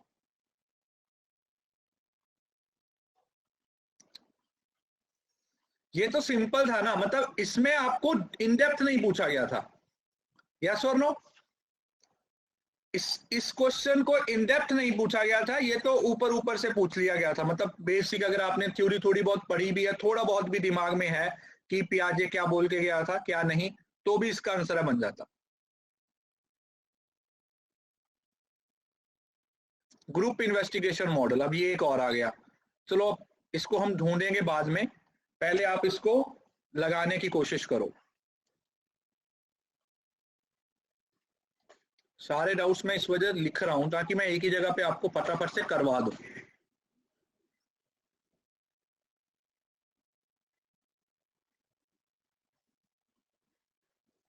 पहले इंग्लिश वाले पढ़ लें बेटा, उसके बाद हिंदी में भी दिखा देते हैं।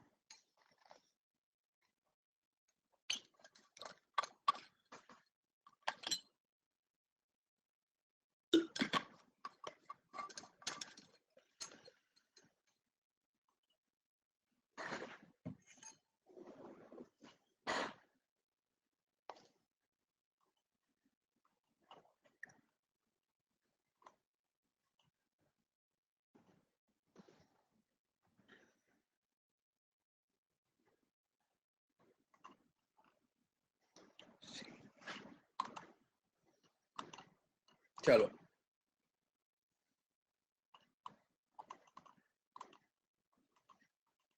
बनाइए। ऐसे तो पहले भी आ रहे थे, ऐसे तो पहले भी आते हैं, अब भी आते हैं, तो ये बन जाना चाहिए।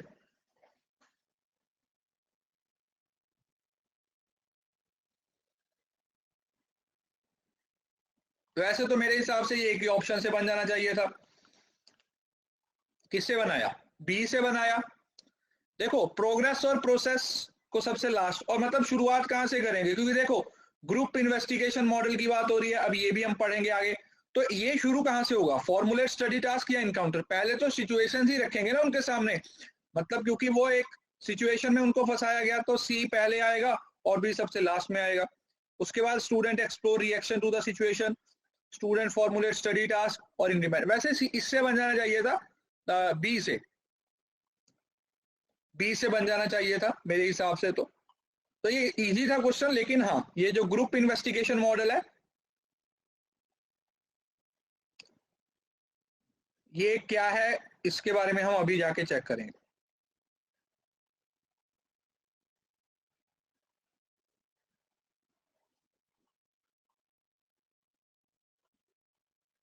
चलो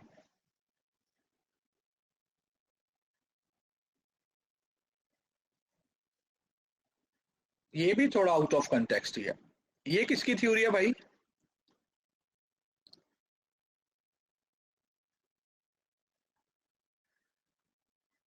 ये भी नहीं पढ़ा हुआ। Magnitude of gains from a given change in educational practice and thus to predict, but थोड़ा सा लॉजिक लग सकता है, but as such direct question नहीं पढ़ा हुआ।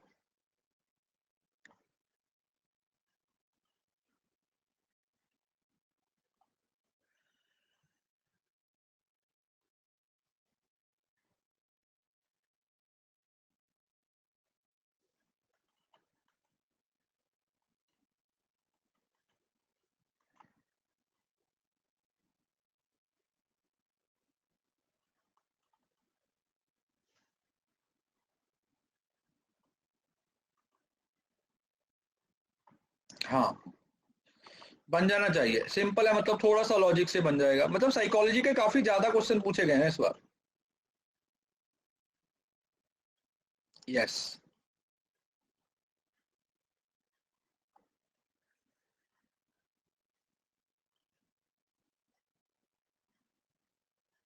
लॉजिक से बन जाना चाहिए था कि क्योंकि दो तीन वर्ड लिखे हुए थे ना, magnitude of gains from any given change in an education of practice and just to project, but ये मैं क्वेश्चन आपको, ये बाकी के कंसेप्ट भी आप लोगों को मैं पढ़ाऊंगा, तो मैं इसको नोट डाउन कर लेता हूं। हम इन सारे को, ऑगुमेंटेशन का मतलब, एम्पैथी, प्लूरलिज्म, इनका क्या है, तो देखो एम्पैथी या प्लूरलिज्म के बारे में तो कुछ नहीं था, आर्गुमेंटेशन भी कुछ नहीं लग रहा था, तो इफेक्ट साइज ही इसका एक सेंस है, वो क्रिएट कर रहा था, तो वो बन जाना चाहिए था। ठीक है। अगला,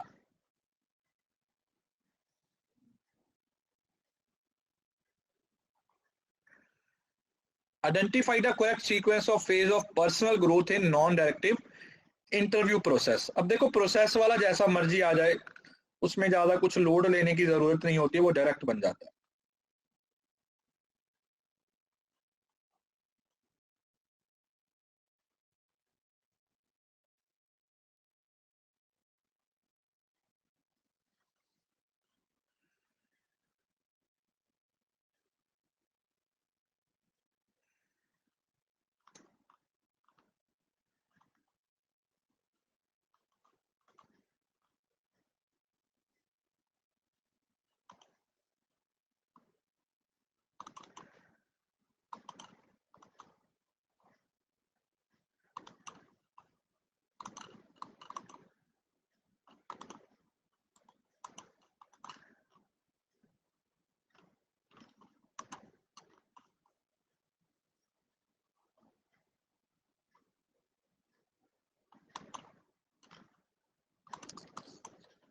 देखो,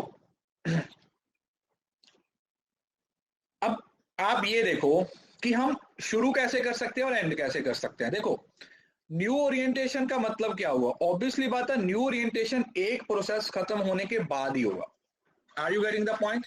न्यू ओरिएंटेशन कहां पे आएगा, एक ओरिएंटेशन मतलब एक प्रोसेस के बाद है, तो ऑब्वियसली बात है कि अगर एक खत्म हुआ तो उसके बाद ही न्यू ओरिएंटेशन की बात होगी। पर्सनल ग्रोथ की बात हो रही है तो कैसे शुरू होगा, रिलीज ऑफ फीलिंग्स, उसके बाद डेवलप करोगे इनसाइट्स को, उसके बाद एक्शन लोगे, देन उनको इंटीग्रेट करोगे और देन ओरिएंटेशन आएगा। थोड़ा सा लॉजिक था, थोड़ा सा लॉजिक था, लेकिन टॉपिक थोड़ा सा आप बोल सकते हो कि हाँ आउट ऑफ कंटेक्स्ट था, बट फिर भी अगर आप काफी सारे क्वेश्चन बना के जाओगे पेपर से पहले, तो इस तरीके के क्वेश्चन बनाने में आपको कोई ज्यादा दिक्कत होता नहीं। एक सिंटेक्स समझ रहे हो ना, एक प्रोसेस जिसकी बात की जा रही है, तो सिंटेक्स की ही यहाँ पर बात की जा रही है। अगला,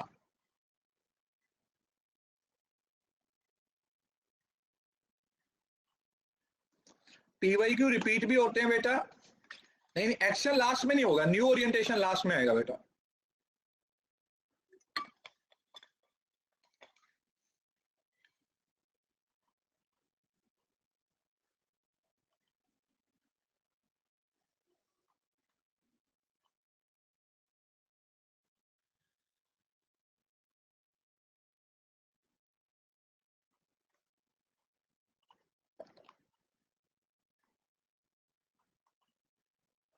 ये तो सिंपल है, यस, पोजीशनिंग हो गई।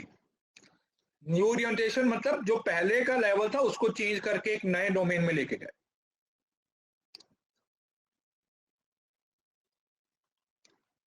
ये तो सिंपल है यार, इसमें तो कुछ भी नहीं है।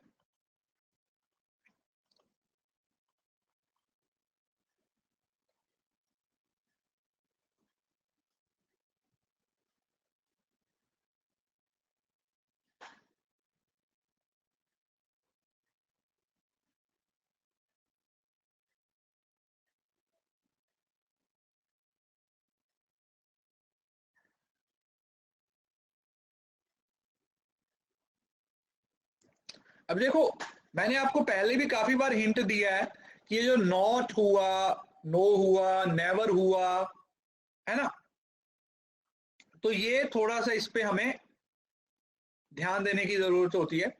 Behaviour theory does not concentrate on observable behaviour. भाई बिहेवियरल थ्योरी का मेन कंसर्न ही क्या है? बिहेवियर को ऑब्जर्व करना। बिहेवियरल थ्योरीज का मतलब ही क्या है? बिहेवियरल थ्योरी का मतलब ही क्या है कि सामने वाले के बिहेवियर को ऑब्जर्व करना। और then behaviour theories approach involve continuous inquiry. Obviously बात है, कॉन्टिन्यूस तरीके से इंक्वायरी चलती है। देखो कमेंट में आंसर मत करो यार जब पोल आ रहा है ना, सो प्लीज थोड़ा सा ध्यान दीजिए इस बात पे। 3 दिसंबर पे आ गया। अरे ये तो बहुत ही आसान आ गया। Highest taxonomic categories in the cognitive, affective और साइकोमोटर। अब जिसने कमेंट में आंसर किया ना, मैंने ब्लॉक कर देना। फिर मत बोलना कि सर हम प्लस पे हमें फिर भी ब्लॉक कर दिया, जब तुम लोग बात ही नहीं सुन रहे हो। जब पोल आ रहा है तो पोल पे आंसर करो।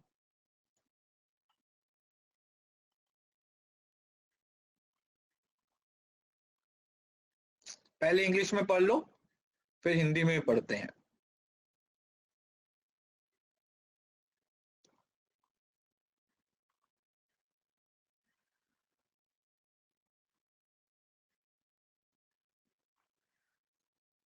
ये रिपीटेड पीवाईक्यू है बिल्कुल। और बाप रे कितनी खतरनाक इंग्लिश हिंदी लिखी हुई है। विश्लेषण, मूल्यांकन, जागरूकता, विशेषता, प्रकृति, ये पता नहीं क्या लिखा हुआ, लास्ट वाला नहीं समझ आया।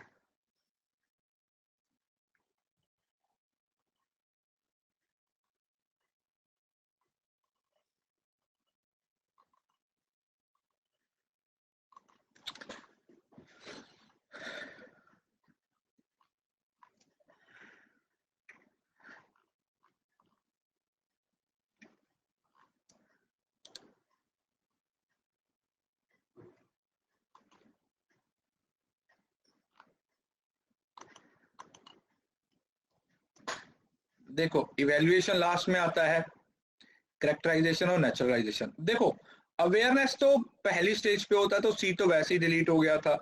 मतलब अगर आप अवेयरनेस ही डिलीट कर देते तो ही आपका आंसर निकल आता, है ना।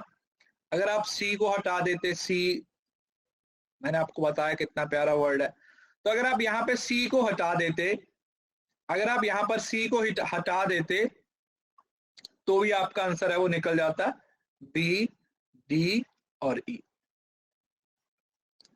सर सी को क्यों? क्योंकि वो अवेयरनेस है ना, वो हाईएस्ट लेवल नहीं है, वो तो स्टार्टिंग का फेज है, शुरुआत का फेज है। उसने पूछा हाईएस्ट लेवल वाले बताओ, कौन से पूछे? हाईएस्ट लेवल वाले पूछे, जो ऊपर हाईएस्ट लेवल पे रहते हैं। वो तो बिगिनिंग अवेयरनेस तो स्टार्टिंग में रहता है। अवेयरनेस तो सबसे पहली स्टेज पे आती है ना, जो अवेयरनेस आती है वो तो पहली स्टेज पे आती है ना बेटा, इस वजह से। अरे ये तो बड़ा आसान आ गया। ओ ले ले ले, अगर ये भी गलत हुआ ना, पंखे से उल्टा लटका देना मैंने तुम लोगों को।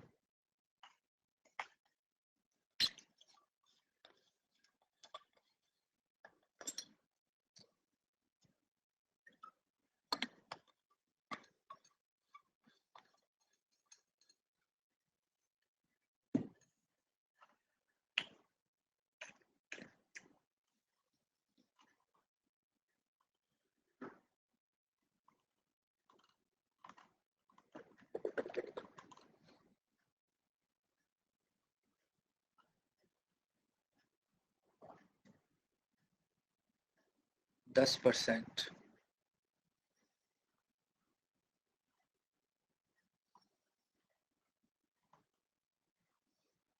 कभी कभी ना मुझे समझ नहीं आता कि मैं तुम लोगों पे गुस्सा करूं या तुम लोगों पे तरस खाऊं।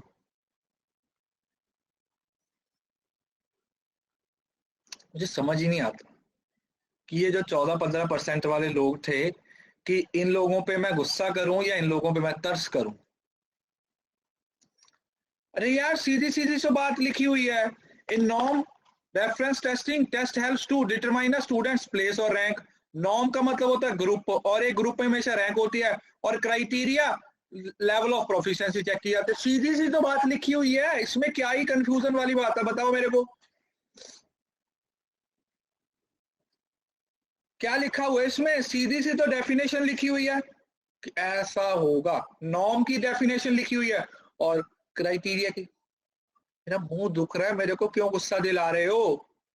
मैं नहीं चाहता कि मैं जोर जोर से चिल्लाऊं, मुझे प्यार से पढ़ा लेने दो, अपनी ऐसी हरकतें बंद कर दो।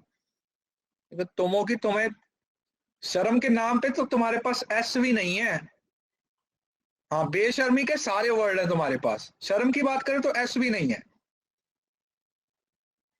सिंपल डेफिनेशन लिखी हुई है, ऐसे क्वेश्चन गलत करोगे तो फिर कैसे चलेगा? ओ ले, ये तो बहुत ही प्यारा आ गया, ये तो आ गया आपका टीचिंग की बिहेवियर, हेल्पिंग बिहेवियर।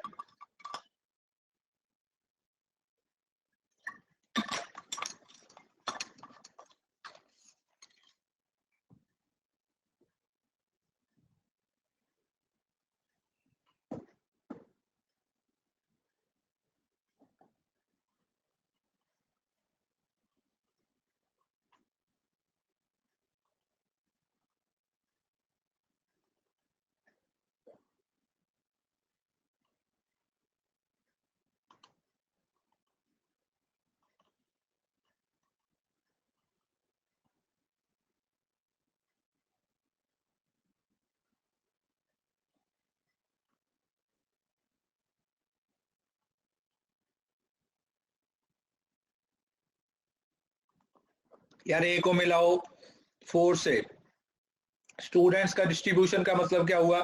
स्टूडेंट्स का रिस्पॉन्स लिया जा रहा है और उसको अप्लाई किया जा रहा है, तो ए को 4 से मिलाओ, बन गए। बी को मिलाओ 3 से, स्ट्रक्चरिंग का मतलब teacher comments for the purpose of organising what is to come, probing student statement to encourage, बच्चों को हेल्प की जा रही है, और teachers affect warm and nurturing relationship with the learner. बताओ क्या था इसमें? था इसमें कुछ? बताओ जरा, क्या था इस क्वेश्चन में? बताओ बताओ। नहीं था ना?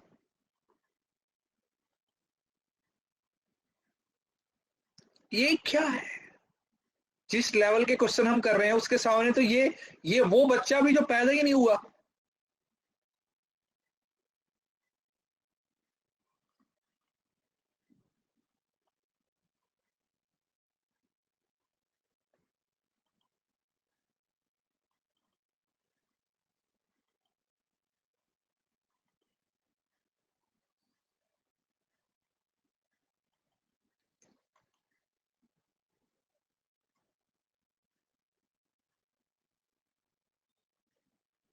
अबे कमेंट में आंसर ना करो यार, तुम्हें समझ नहीं आ रहा, हिंदी बोल रहा हूं मैं।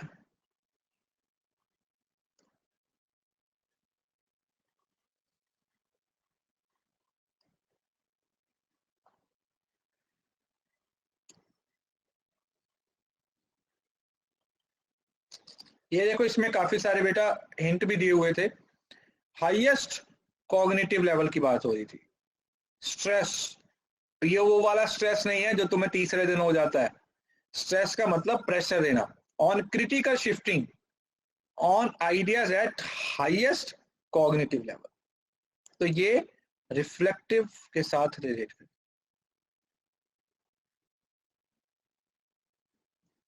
तो ये अभी आ नहीं रहा था, बट अभी आया तो अच्छी बात है।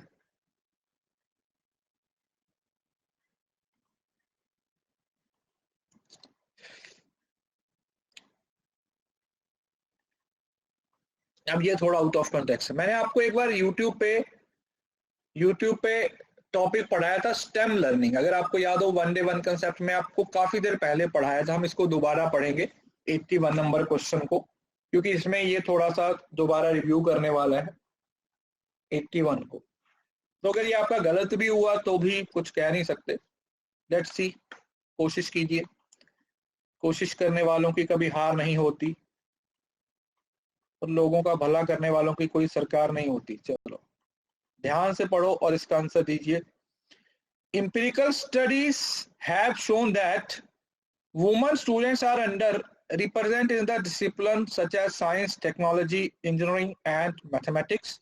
It is possible. अब हिंदी नहीं होगी इसकी, देखो हिंदी में पढ़ोगे तो इसका सत्यानाश हो जाएगा, क्योंकि ये हिंदी में ना स्टेम को कुछ और ही होगा और ये समझ नहीं आएगा तुम्हें हिंदी में। मैं दिखा दूंगा बट मैं तुम्हें सजेस्ट नहीं करूंगा कि तुम इसको हिंदी में पढ़ के दो, क्योंकि ये इंग्लिश में ही इसकी मतलब इसका क्वेश्चन सही से फ्रेम किया है। फिर भी आप एक बार इंग्लिश वाले पढ़ लो, हिंदी में दिखा दूंगा लेकिन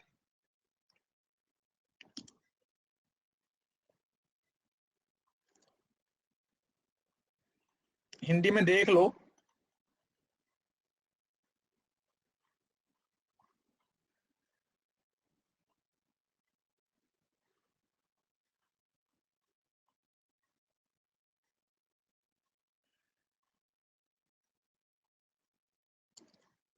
अरे यार ये कौन है? पुलकित। यार तुम्हें समझ नहीं आता क्या?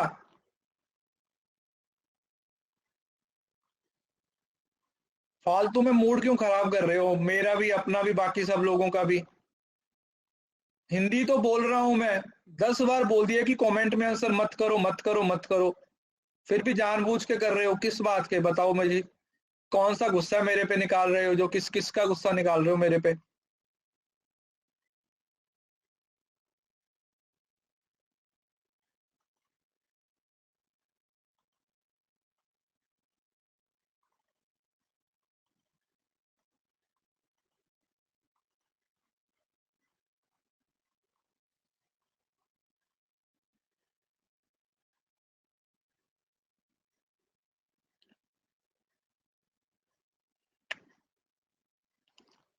देखो ये महिला सशक्तिकरण पे बहुत बड़ा आरोप लगाया जा रहा है ना।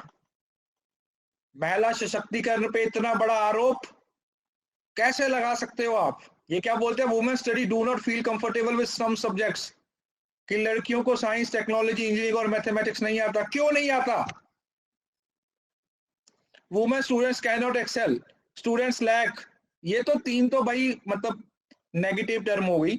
हाँ मतलब अब थ्रेड्स की बात कर रहे हो, नेगेटिव स्टीरियोटाइप की लोग लेडीज के बारे में, फीमेल्स के बारे में एक अलग स्टीरियोटाइप रखते हैं, और encourage by the parents to join STEM discipline. ठीक है, तो ये अब ये आप समझ लीजिए कि ये जो स्टेम लर्निंग है ये हम आने वाली क्लास में पढ़ने वाले हैं। वैसे मैंने आपको यूट्यूब पे एक बार पढ़ाया भी था, लेकिन हम इसको दोबारा पढ़ेंगे स्टेम लर्निंग को। ठीक है, इंपॉर्टेंट है, चौथी क्लास में पढ़ेंगे, चौथी क्लास में।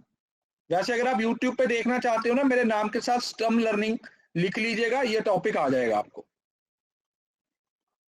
अगला पढ़िए।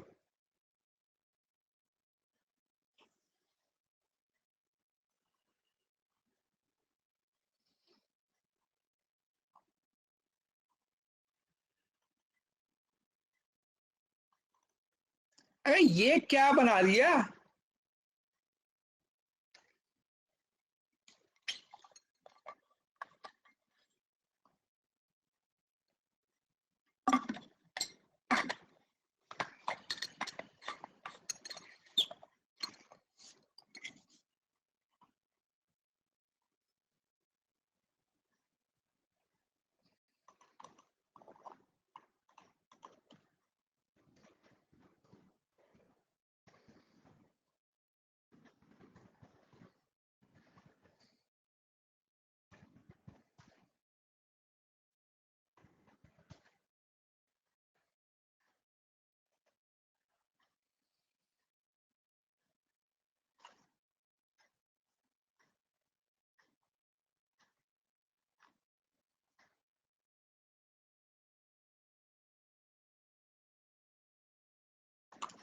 ऐसे क्वेश्चन को ना, ऐसे क्वेश्चन को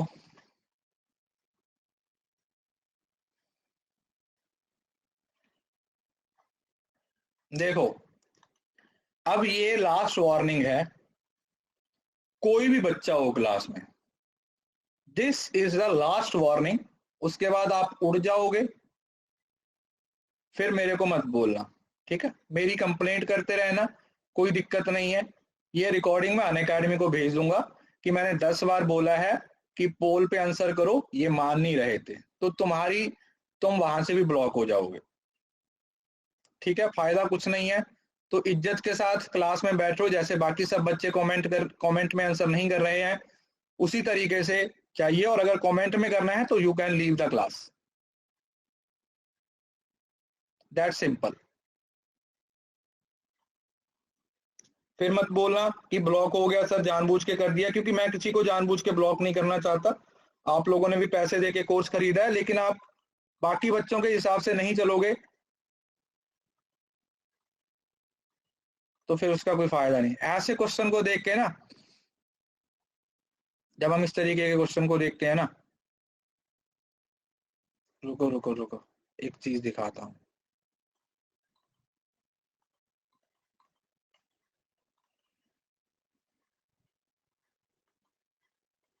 चलो पहले इसका आंसर देख लेते हैं। ये आंसर तो बेटा बिल्कुल सिंपल था। क्यों? क्योंकि इसमें क्या था, पहला तो सही था, मतलब दोनों एक दूसरे के ऑपोजिट लिखे हुए थे। पोल नहीं आया, सॉरी, अच्छा पोल नहीं दिया, चलो कोई ना, पोल ले लो।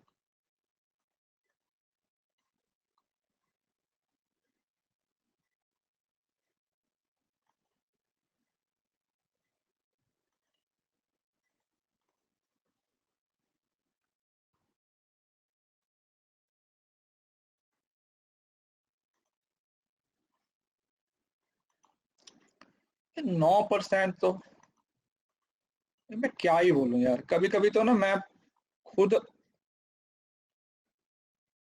इस चीज को लेके इतना ज्यादा चिंता फिंता में आ जाता हूँ कि क्या ही बोलूं। ऐसे क्वेश्चन को देख के ना,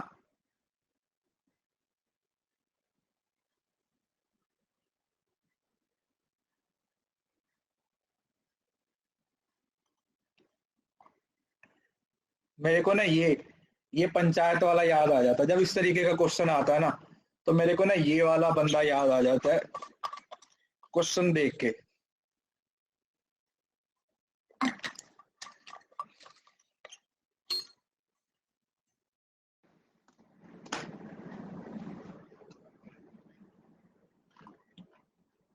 ए का लिखा है बे, दो बच्चे हैं मीठी खीर उससे ज्यादा। चलिए, तो कुछ कुछ क्वेश्चन को देख के इस तरीके की भावनाएं हैं वो भी व्यक्त हो जाती हैं। चलो कोई बात नहीं, तो ये सिंपल क्वेश्चन था बेटा, दोनों चीजें ऑपोजिट लिखी हुई थी, तो एक ट्रू है और एक फॉल्स हो जाएगा। अब ये 10 तरीके के डिसीजन ट्रैप हैं, ठीक है, ये भी आप लोगों को शायद ना बने, ये वाला टॉपिक भी आप लोगों का डाउट सेशन में आने वाला है, इसको भी हम पढ़ने वाले हैं। ये है आप लोगों का 10 टाइप्स ऑफ डिसीजन ट्रैप्स, जो आपको डिसीजन लेने में एक तरीके से ट्रैप करते हैं, वो वाला क्वेश्चन। अगर ये नहीं भी बना तो भी कोई दिक्कत नहीं है, क्योंकि ये बड़ा अजीब सा क्वेश्चन था। लेट्स सी, फिर भी आप इसको ट्राई करके देखिए, बनता है तो ठीक है, नहीं बनता तो कोई भी दिक्कत नहीं।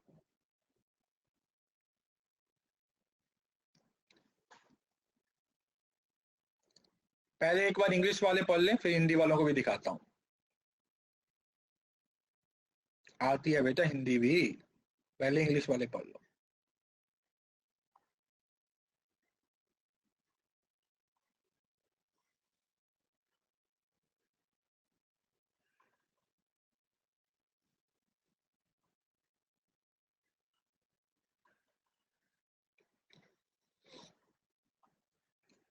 ये डिसीजन मेकिंग के ट्रैप्स हैं।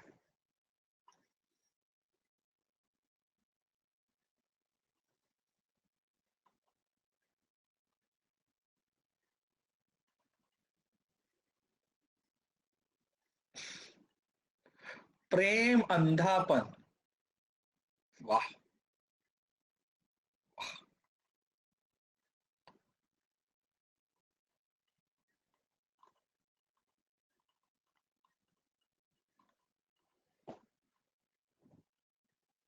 यहाँ तो फ्रेम लिखा हुआ है, वहां पे प्रेम आ गया, कैसे आ गया ये बताओ।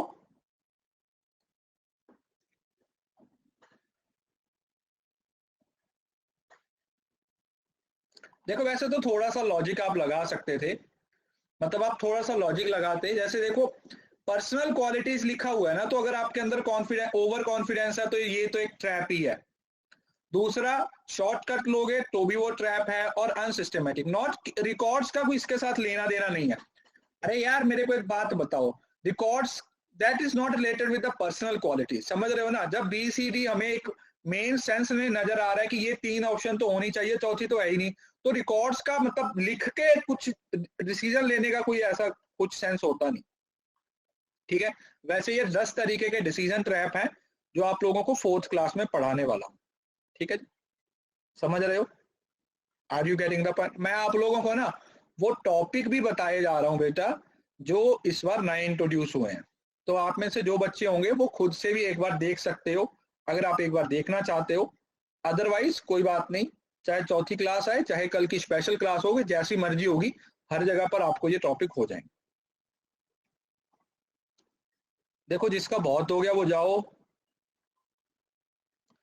पेपर देना है तुम्हें, पेपर में तुम्हें पास होना, और पढ़ने के नाम पे तुम्हारी जान ऐसे निकलती है कि जैसे पता नहीं गले में फांसी का फंदा डाल दिया हो मैंने तुम्हारे। अरे तुम्हारे भले के लिए बैठा हूँ, 1.5 घंटे की क्लास थी ये, 2 घंटे की क्यों ले रहा हूँ? इसी वजह से, क्योंकि ये पीवाई क्यों है, एक्चुअली आए हुए क्वेश्चन है, तो मैं चाहता हूँ कि आपको समझाऊं, आपको बताऊं, आपकी अप्रोच सही करूं।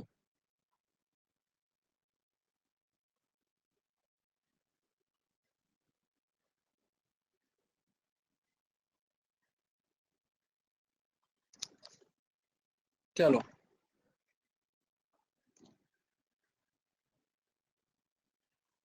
ये हमने टीचिंग एप्टीट्यूड में पढ़ा हुआ है, और काफी अच्छे तरीके से आप लोगों को पढ़ाया था।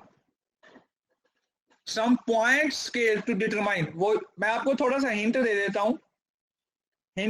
हूँ, कुछ इस तरीके से रहता था कि इस तरीके से क्वालिटी, और इस तरीके से, इस तरीके से ये आता था। Matrix type, yes, matrix type.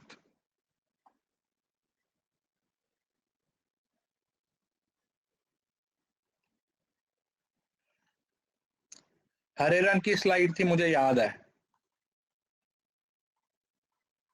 Slide का रंग भी याद है।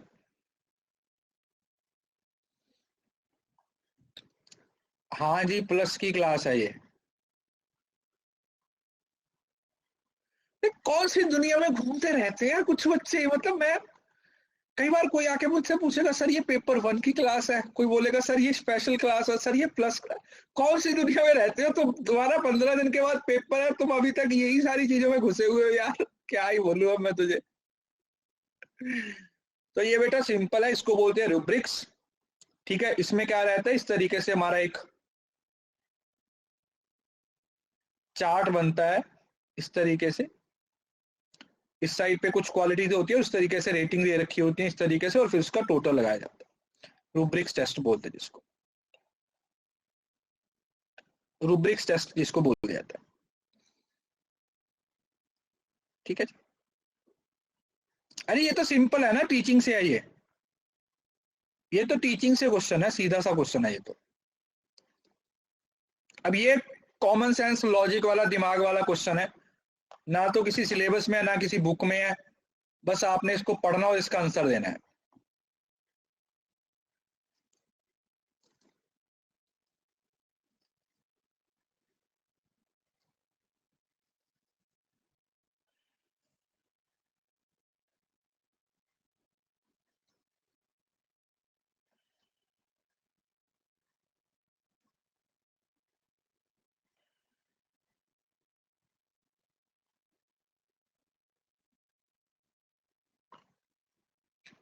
सर इसकी हिंदी पढ़ने की कोशिश करें, ओके जी। एक समग्र और वह,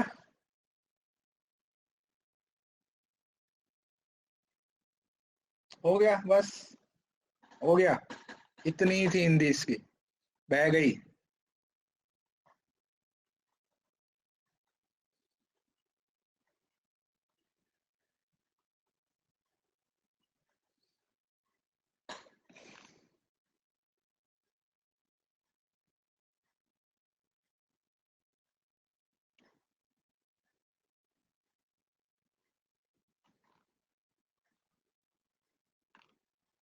ये तो सिंपल था ना बेटा। A holistic or multidisciplinary education aims to develop intellectual, aesthetic, social, physical, emotional, and moral capabilities of students. In 21st century, persons require only intellectual. क्या है ये? अबे ये क्या लिख रहे हो? मतलब ऊपर तुम हर तरीके की क्वालिटीज को डेवलप कर रहे हो और नीचे तुम बोल रहे हो कि सिर्फ इंटेलेक्चुअल चाहिए, तो ऊपर क्यों सब डेवलप कर रहे हो?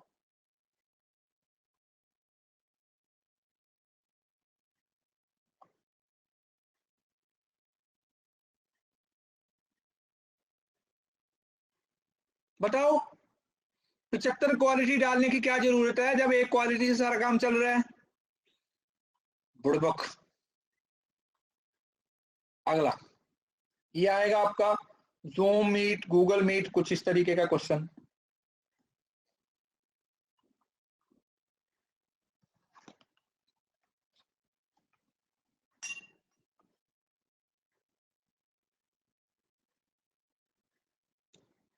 ये कुछ गलत सा नहीं लिखा हुआ है। लॉगिन ये क्या होगा, एक सेकंड।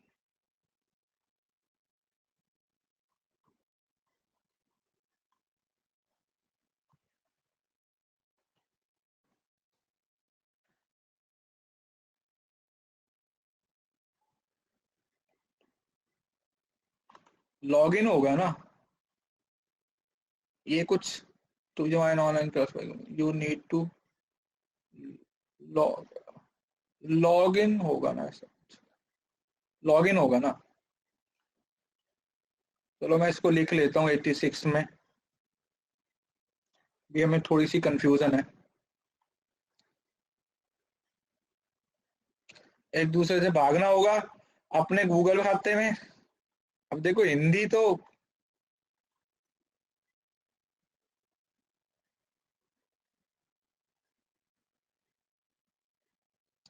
यार ये क्वेश्चन ना छोड़ दो अभी।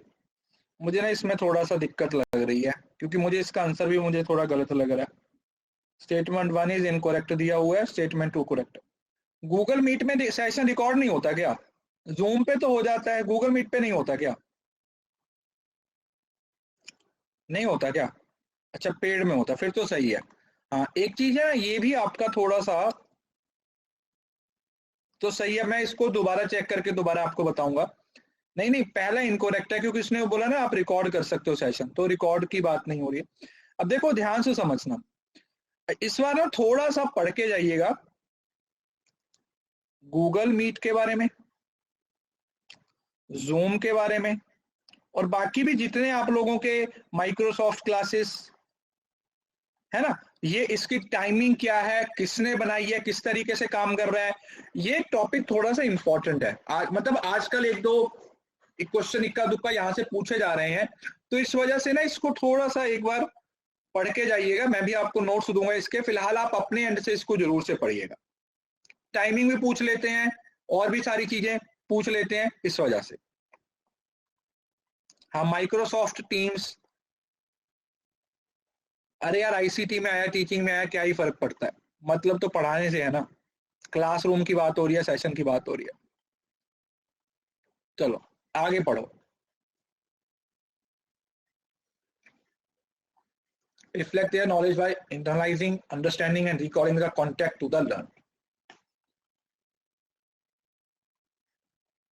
ये हमने पढ़ा हुआ है, रूब्रिक्स, पी ट्यूरिंग, डीब्रीफिंग या मेटाकॉग्निशन, ये तो सिंपल है, इसमें तो कुछ दिक्कत नहीं होनी चाहिए।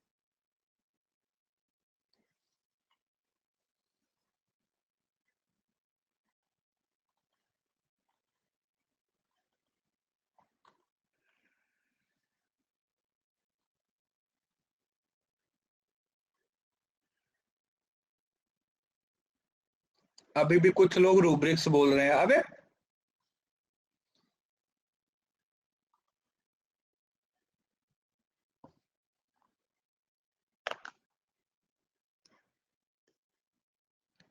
कॉन्टेक्स्ट टू बी लर्नड, इसको भी मैं थोड़ा सही कर लेता हूँ ना। 87 में कंटेंट होगा ना यहाँ पे, एक सेकेंड।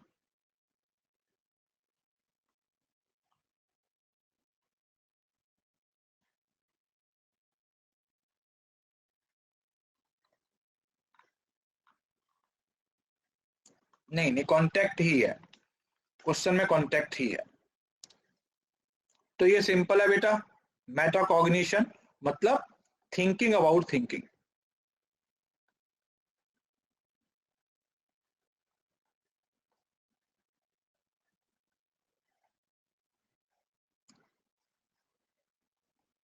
थिंकिंग अबाउट थिंकिंग क्या है? थिंकिंग अबाउट थिंकिंग मतलब आप सोच रहे हो अपनी सोच के बारे में, मतलब जब आपका अपनी मतलब आप ये बोल सकते हैं कि आपकी थिंकिंग पे आपका कंट्रोल है, जो सोच रहे हो आप, जो कर रहे हो उस पे आपका क्या है, कंट्रोल है, आप ऐसा बोल सकते। अरे डीप ब्रीफ करना तो वो बोलते हैं ब्रीफिंग करना यार, ब्रीफ कर दीजिए इस चीज के बारे में, थोड़ा सा समराइज टाइप जैसा होता है, डिस्क्राइब कर देना, वो वाला। 2004-5 तक में ऐसे क्वेश्चन आते थे, सिंगल 4 लाइन वाले क्वेश्चन जिसमें से एक ढूंढना होता था।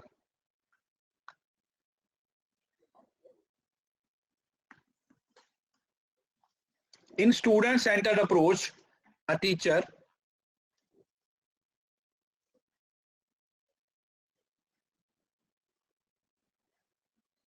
अरे तो मैं तुम्हारा खाना उठा के भाग गया क्या? खा लो यार, अपने घर पे बैठ के भी तुम ऐसी ऐसी बातें कर रहे हो यार।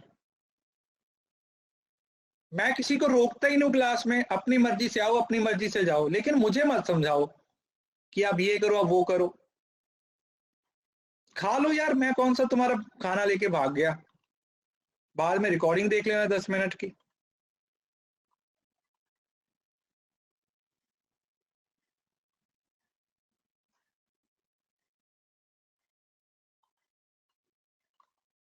इसमें एक कीवर्ड ही है जो आपने ध्यान देना था, एक कीवर्ड है इसमें, इस पे आप लोगों को ध्यान देना था।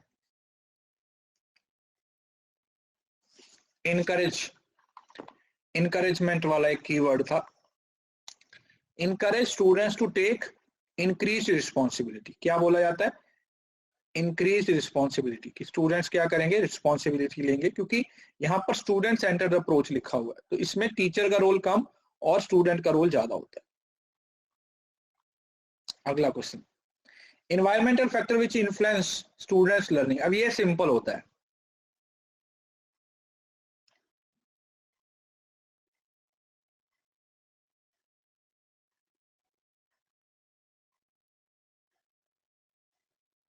ये तो सिंपल है। हाँ 2020 में भी इस तरीके का क्वेश्चन आया था एक बार।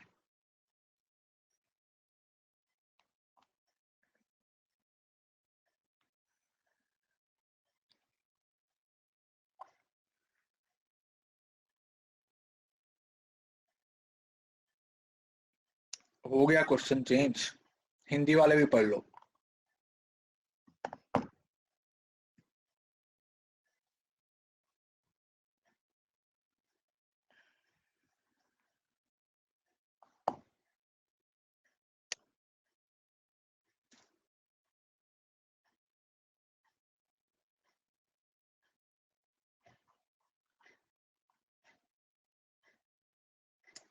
बे आज अब मैं क्या करूं, एक तो तुम्हारे लिए हिंदी में लेके आऊं और उसके ऊपर भी तुम मजाक बनाओ। घोर कलयुग, तौबा तौबा तौबा, माफ करना भगवान, ऐसे बच्चों से तो भगवान तू भी ना बचा पाए हमें।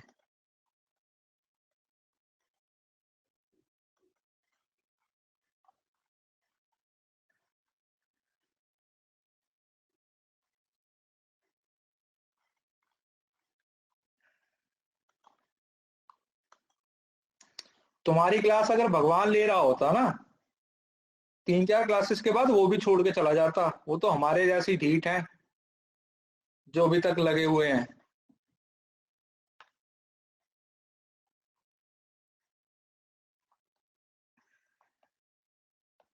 देखो, इन्वायरमेंटल इंटरेस्ट उसका इन्वायरमेंट थोड़ी है, तो इंटरेस्ट को हटा दो पहले तो। फैमिली है, मोटिवेशन है, कम्युनिटी या सोशल कल्चरल डाइवर्सिटी। अब देखो ऑप्शन के हिसाब से देखोगे बी सी डी, डी और ई में से कम्युनिटी या फिर सोशल कल्चरल डाइवर्स, तो ऑब्वियसली कम्युनिटी से ज्यादा उसका जो सोशल कल्चरल डाइवर्सिटी है वो ज्यादा नजदीक है एज पर to community. Motivation community, option गलत है मतलब आप ये मान के चलो कि यार बट फिर भी बी सी ई आंसर दिया गया। ऑप्शन 100% सही फ्रेम नहीं है, पहले बता रहा हूं। मोटिवेशन इस वजह से क्योंकि मोटिवेशन एक्सटर्नल भी होता है, मतलब आप अगर इसको बी डी और ई हो सकता था, मतलब अगर एग्जैक्टली देखा जाता तो मैं लिख लेता हूं, इसको भी चेक कर लेंगे हम इसको कि कहीं किसी ऑप्शन में कोई गलती नहीं, क्योंकि एनटीए ने तो यही आंसर दिया बेटा, एनटीए की तरफ से आंसर यही दिया गया। ठीक है जी, इस वजह से।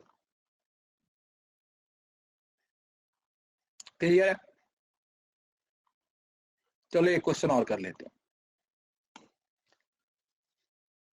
हाँ, ऑप्शन के हिसाब से चलाना पड़ेगा।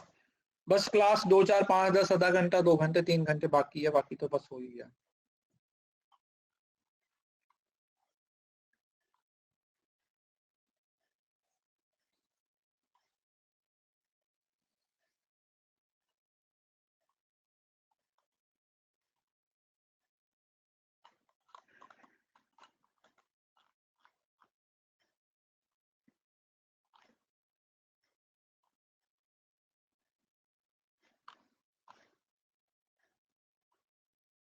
अरे मोटिवेशन का मतलब, अब मोटिवेशन भी तो दोनों तरीके की है, हमें थोड़ी ना बता रखा है कि वो इंट्रिंसिक की बात बोल रहा है या एक्सट्रिंसिक की बात बोल रहा है।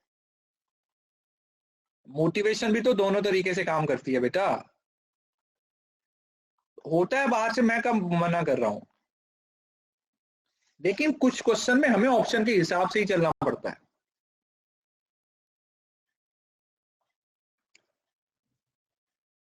इंटरेस्ट इन्वायरमेंट का पार्ट नहीं होगा, इंटरेस्ट तो आपका इंटरनल होता है, बाहर से नहीं होता बेटा। A teacher should ensure that learning is shifted away from rote method, obviously बात है। A teacher should connect life to outside the school, that's simple। बहुत सिंपल सा क्वेश्चन था, मुझे नहीं लगता कि इसमें ज्यादा आपको कोई तकलीफ होने वाली है। तो हमने अराउंड आज कितने क्वेश्चन कर लिए, 39-40 क्वेश्चन कर लिए हैं। और देखो 1 2 3 4 बच्चों के 39 में से 39 ये वो वाले बच्चे हैं जिन्होंने पीवाईक्यू घर से बैठ कर सॉल्व किए थे। काजल, नेहा, अचला, कश्यप, राखी, प्रशांत, आकांक्षा, रिया, सुआ और शिल्पी। आज की क्लास में हमें 7 से 8 नए टॉपिक्स, 7 से 8 नई चीजें हैं जो हमने नहीं पढ़नी है। तो या तो ये मैं आपको YouTube पे पढ़ाऊंगा, नहीं तो डाउट सेशन में, मतलब मैं करवाऊंगा ये, ठीक है। इसके नोट्स में साथ ही साथ ऐड करके, अच्छा है एक क्लास में देखो 40 से ज्यादा तो मतलब 1 घंटे, मतलब एक क्वेश्चन को 2-3 मिनट तो लगने भी चाहिए, ठीक है, तभी उसके डिस्कशन होती है। करवाने को तो मैं 100 भी करवा दूं, फटाफट पोल देता रहूं, पर उसका फायदा नहीं है। तो अगर हमारे प्लस की क्लास में 80-90 क्वेश्चन डिस्कस हो जाएंगे तो बाकी जो 40-50 क्वेश्चन रह जाएंगे वो हम स्पेशल के थ्रू कर लेंगे ना, तो सारे निपटा लेंगे एक एक करके, टेंशन मत लीजिए। अभी हम 1 बजे मिलते हैं और शाम को भी आई थिंक हमारी पेपर 2 की एक क्लास है, और शाम को यूट्यूब सेशन भी लेंगे, आज कुछ ना कुछ पढ़ाएंगे आपको यूट्यूब पे। तो मिलते हैं नेक्स्ट क्लास में, खाना वाना खाइए। थैंक यू सो मच, उम्मीद करता हूँ सेशन अच्छा लगा होगा। जो टॉपिक मैंने आपको बोले हैं उस पर थोड़ा सा खुद भी मेहनत करने की कोशिश कीजिए, खुद भी थोड़ा सा उस पर सर्च करने की कोशिश कीजिए, तो ही हमारा कुछ होने वाला है। ठीक है, thank you so much, bye bye, take care, खुश रहिए।